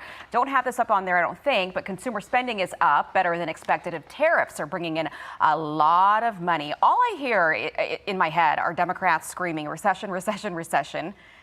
That's not happening. No, it's not happening at all. In fact, everybody that I speak with, money managers, business managers, CEOs, they all say the same thing. America is back, and America is hot, and it has everything to do with President Trump's policies and everything to do with the expectations of where things are going. Look, very few people expected a 3% quarter that we just got in the GDP, and now you're seeing hundreds of billions of dollars come back invested in America because President Trump is doing these deals. He's doing tax deals, trade deals, peace deals, and it's working. You're seeing it. People are feeling better about things. And I think even skeptics of President Trump's policies in the past are coming around. Just the other day, you saw Ken Langone say, look, when you're wrong, you're wrong. I have to admit it. So I think that when you actually look at what he's doing, there was a whole message to, the plan, a message to the madness. And he's actually doing lots of deals. We'll see where China is. China has been tougher than the other countries. It's been a while, and they also have been a very bad actor on the global stage. In that interview, Besson sounded confident they were going to get a deal. That would be significant. China needs the U.S. more than the U.S. needs China, but let's not forget, we do need China right now. We've got our supply chains in China. We still, rely on 90% of our underlying components for prescription drugs made in China. I'd like to know what the congressmen who were yelling Russia, Russia, Russia, and Russia collusion were doing when this was actually in the formation process, when China was eating our lunch, when during this last 10 years that President Trump was being attacked by his political enemies, because that was a dereliction of duty. On China, really quickly, if I can ask you, though, but we're obviously still watching what's going to happen with the Russia sanctions. How much, all of these trade deals, how much will that influence China and put pressure on them? And then also, if there are those secondary sanctions that go into place and that will impact China because they buy a ton of oil from Russia, how does that play a factor? I think it is going to play a factor. I think it will influence them. Look, President Trump understands that China needs consensus. And what he's been doing is going around China and doing deals with lots of Asian nations. That's what he did in the Middle East against Iran. Remember his first trip to the Middle East? He met with the Saudis, UAE. He went to all, Qatar. He went to all of these regions. And then went into Iran and knocked out their nuclear capabilities. So it's a similar fight here where you've got China being a bad actor. President Trump is going around China and doing all these other deals. So I think it will pressure China. And China needs the American consumer. That's what President Trump is counting on. Talk about interest rates. He's been hitting the Fed chair really hard. He really has. Here it was yet again. Too late, Powell's done it again. He is too late and actually too angry, too stupid, and too political to have the job of Fed chair. He's costing our country trillions of dollars. In addition, one of the most incompetent or corrupt renovations of a building in the history of construction. Put another way, too late is a total loser, and our country is paying the price. So he's not letting up. They kept the rates where they are, but they had two dissenters on the Fed for the first time, I think, in 35 years. Yeah, that's right. Since 1993. It tells you, well, first of all, Mickey Bowman was just put in place, and she is seen as a conservative. So she agrees with President Trump's policy. Christopher Waller is on a short list to be the next Fed chairman. I expected that those two would be dissenters. But what you have going on right now are a lot of people, even beyond the Fed board, a lot of people questioning what exactly is Chairman Powell's policy? What is his whole agenda here? Because he keeps saying he's going to wait for tariffs to cause inflation. It's not happening, Bill. Okay. Scott Besson told me the other day when I had him on that already they have achieved $100 billion in revenue from tariffs, and they're going to $300 billion for the year. So he's bringing in all this revenue. It actually caused a budget surplus for the month of June, which nobody has seen since the last time President Trump was in the White House. So I think at some point you're going to see the Fed relent, and they're going to probably cut rates in September. But look, all this conversation about the Fed needs to be independent, and yes, I agree with that. The Federal Reserve needs to be independent, but it goes both ways. It's not just on the president to make sure things are independent. Why did Powell cut rates right before a presidential election? That's what I want to know. Did the economy really warrant a cut in interest rates right before a presidential election? So it goes both ways.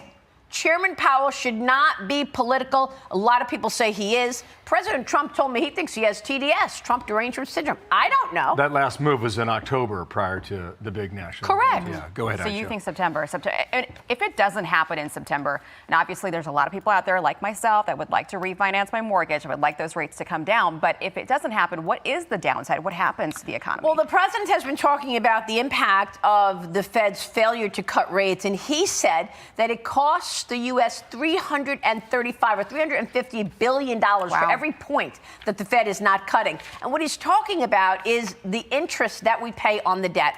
Let's not forget that the higher the interest rates, the more money we have to pay to hold $37 trillion in debt. And that's where the president comes up with that $350 billion number. So, yes, if the Fed lowers interest rates and it ripples through other fixed income markets and takes rates down, then it will be an easier lift for the federal government to hold $36+ trillion in debt. And that's what the president's focused on.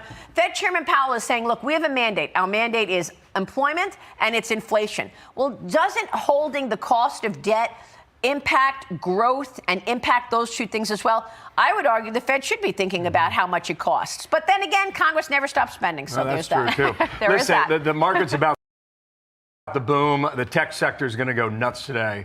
What Meta and Microsoft reported yesterday after the close, those companies are doing really, really well. Bill, we're in a melt up. Yeah, we're melt up. Got it. I'm Steve Ducey. And that's a fact. Meta and Microsoft is definitely going bonkers right now. I'm telling you guys, man, the next 3.5 years in the United States is going to be excellent. Okay, the stock market, whatever you want to do right now. I mean, if you love to invest in the stock market, then this is a great time. Matter of fact, you should have like a 10-year or 20-year plan in the stock market. I mean, that's what I would do, but you guys do what you want to do. This is not an advice. Okay. This is not an advice. All right. Well, we know that Kamala Harris is now running for governor of California. So I guess California has been unburdened by what could have been. Okay. They have been unburdened by what could have been. Okay. Shout out to Jet. Jet says Howell got two different forms of TDS, Trump derangement syndrome and tariff derangement syndrome. Uh-oh. This is the first time I'm hearing tariff derangement syndrome. Jet. Here we go. The view. don't know if you guys heard, but the View tends to tilt left. Oh, but no. I always thought that, but I didn't see the stats. So the View only has one view. That's what I'm getting the bit. Yeah. It is the and it's blurry. Right. We're telling you this because there's a study that the Media Research Center conducted. They watched every episode from January 6th, right before the election, till July 25th. And they noticed something. There have not been no conservatives being interviewed, zero. But there have been 102 left-leaning guests. But zero conservatives. I mean, just look at them. You got former President Joe Biden, Tammy Duckworth, John Fetterman, Michigan Governor Whitmer, Elizabeth Warren, Jasmine Crockett, Klobuchar. You got Pritzker, and Chuck Schumer, Wes Moore, and Hakeem Jeffries. All right, good luck with that, guys. It's the least surprising stat ever.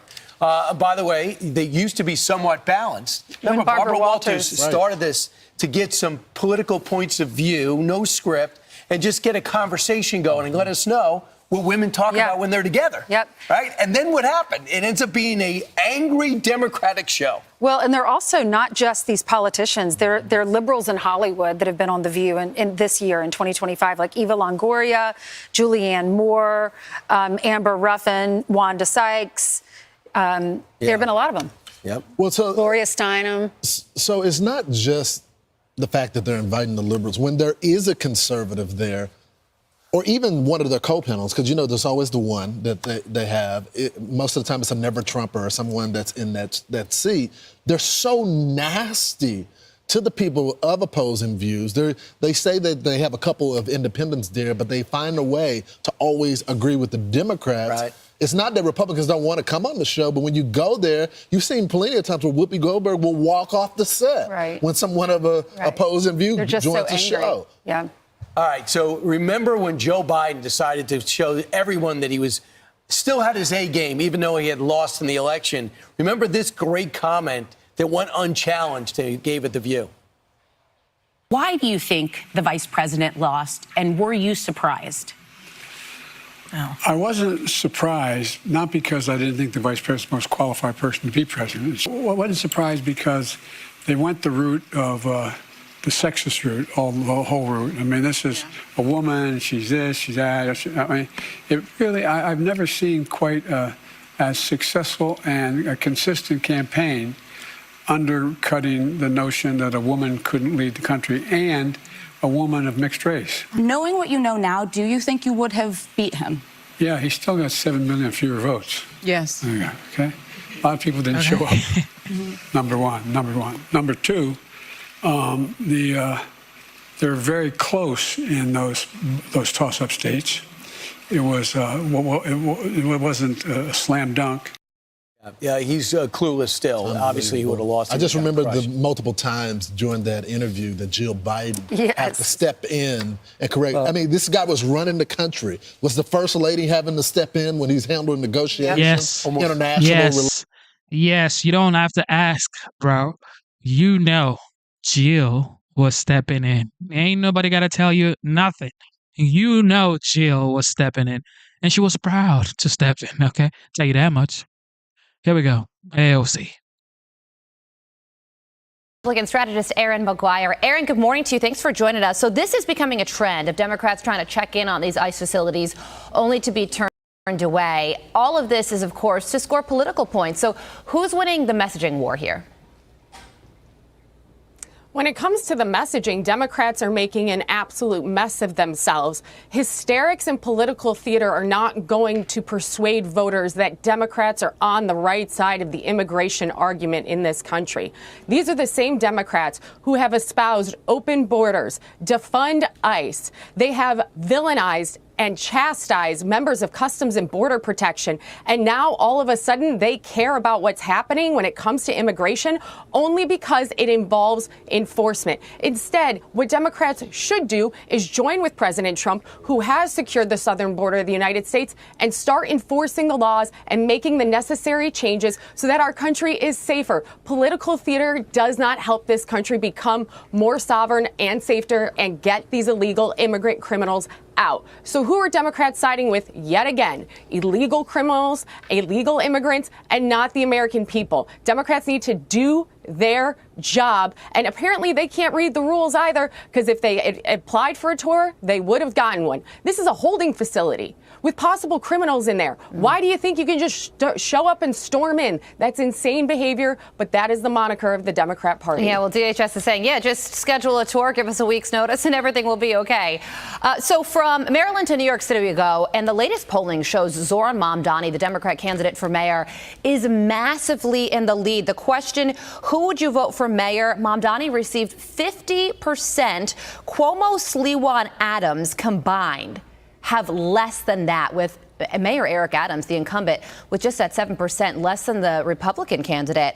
So there's a New York Times article titled "Anybody But Mamdani: 5 Groups Emerged to Raise Millions in Attack Funds." It goes on to say real estate titans and financiers are forming super PACs to try to defeat Zohran Mamdani. Some organizers say that they won't succeed unless Mayor Eric Adams or former Governor Andrew Cuomo drops out. So what do you think is going on here, Aaron? The thinking among some is that even with all the money in the world, Zohran Mamdani is going to win unless another candidate drops out, because right now all the other 3 are splitting the vote.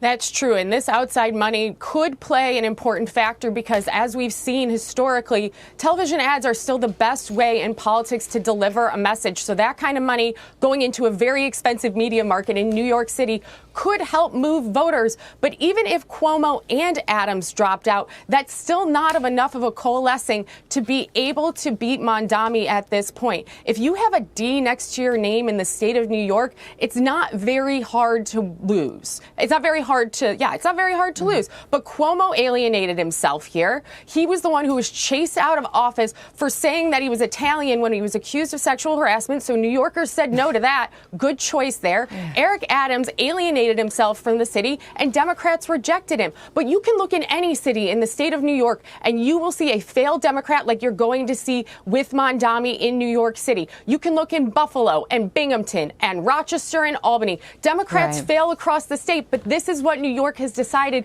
with a uniparty. And this could lead to a political revolution. If Mamdani wins New York City and drives it into the ground with his socialist policies, that is an opportunity for a Republican governor to beat Hochul come the next election. Republicans can unite. Normal New Yorkers can unite and win this state back, but it's going to take a political revolution, and Mamdani might be the one to do it. That could be a lose the battle, win the war type of scenario. Republican strategist Aaron McGuire, thank you for.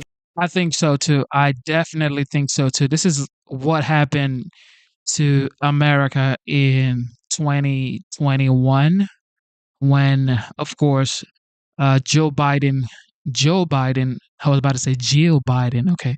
Joe Biden won the election. And, after the 4 years, Americans were like, wait,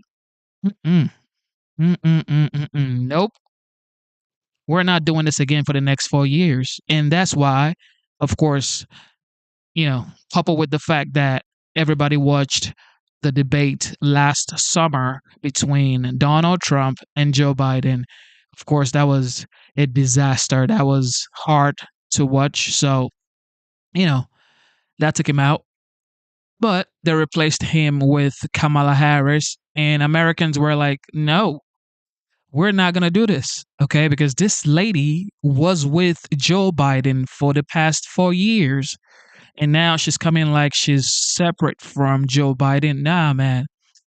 We knew how we were leaving. We knew what the interest rate was during Trump administration. The first term, which was the 45th president of the United States at the time, mortgage rates was like what? 2%. You know what I mean? 2%. Gas was cheap, and everybody was blaming what happened in 2020. For that. But the fact is, he just had a great economy. He's a great businessman. Of course, he's failed multiple times, but that's how you learn. You fail. You know what not to do, and then you do the right things, okay? That's how you gain experience. You do a bunch of BS, and then you realize, okay, this does not work. I'm a grown man now. I'm a changed person. Okay. So he's failed in, a lot of businesses. And of course, this is why he is a billionaire. This is why he has properties across the United States and around the world. So it takes a lot of hard work and, coupled with some failures. That's how you get to success in this world. And with that being said, God is the greatest. America is the greatest nation on the face of the earth. God made it so. Thank you for being here. Instead of looking for perfection, seek for consistency. Never give up on yourself. Never give up on your dreams. Never give up on God. Believe in yourself. Believe in your dreams and believe in Almighty God. God is the greatest. All right, people. It's not about being a Democrat. It's not about being a Republican. It's about being American. So it is country before party. All right. You are an American before you are a Democrat or a Republican. All right. Thank you for being here, everybody.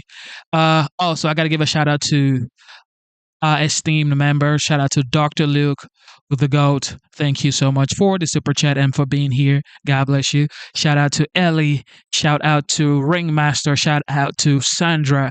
Shout out to Ingram. Thank you for being our esteemed members. And if you want to join the membership, it is $4.99. All you have to do is go to the channel and click join, and you can, take it from there. Also, I got to give a shout out to our moderators. Shout out to MVP Jet. God bless you, Jet. Jet has always been consistent, so I got to give a shout out to Jet MVP. Shout out to Mr. Busky. God bless you, the Bucket Master. Always been consistent as well, Mr. Busky. God bless you. Shout out to Terry Vinings, the Bama girl. God bless you. Rolling Tide. Okay, Roll Tide. Okay. Shout out to Enders. God bless you. Enders. What else? Who else? Okay. I don't know. C. Shelley. I don't know if she's here, but shout out to C. Shelley. Shout out to Corey B. And everybody else who isn't here. You guys are awesome. Also, thank you to everybody who tuned in, who are just watching, or the new subscribers. Thank you so much for being here. Thank you for joining the channel. Thank you for subscribing. CRXR, Johnny 5, Rain Promo. I don't know if they're here, but I'm just giving them a shout out. Derek, shout out to Derek as well. What else?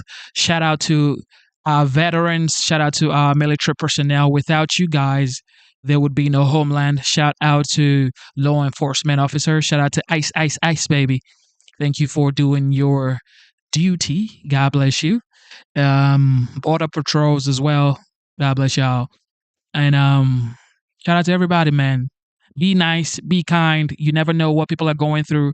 Some people are just this close, okay? This close to losing it. So be nice to people. A lot of people are one check, okay? One paycheck away from being homeless. So be kind to people. If you can help, help. If you can't, pray for them.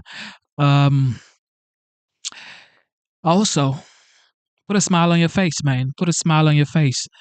Put a smile on your face. Go outside, shake hands, smile with people, talk to people, introduce yourself. Life is short. Life is short. If you can, go outside, enjoy earth, enjoy what God has created, enjoy the creations of God, because a lot of people are in the hospital right now, grasping, fighting for their life, fighting to take a deep breath and can't even eat. Okay. So just know that. Okay. Know that if you're here, you're alive, you're healthy, you can move around, you are blessed. Be grateful for life. It's not just about politics. Okay. It's not just about you versus me or them versus us. No. Stay united, all right? Stay united. And with that being said, God is the greatest. God bless you. God bless America. It is your boy, Genesis. It is currently 3:02 p.m. And of course, today's date is the 31st of July, 2025. It is Thursday. And God is the greatest, all right? God is the greatest. One more time, it is your boy, Genesis, and you are currently tuned in to The Genesis Show. And I am signing out.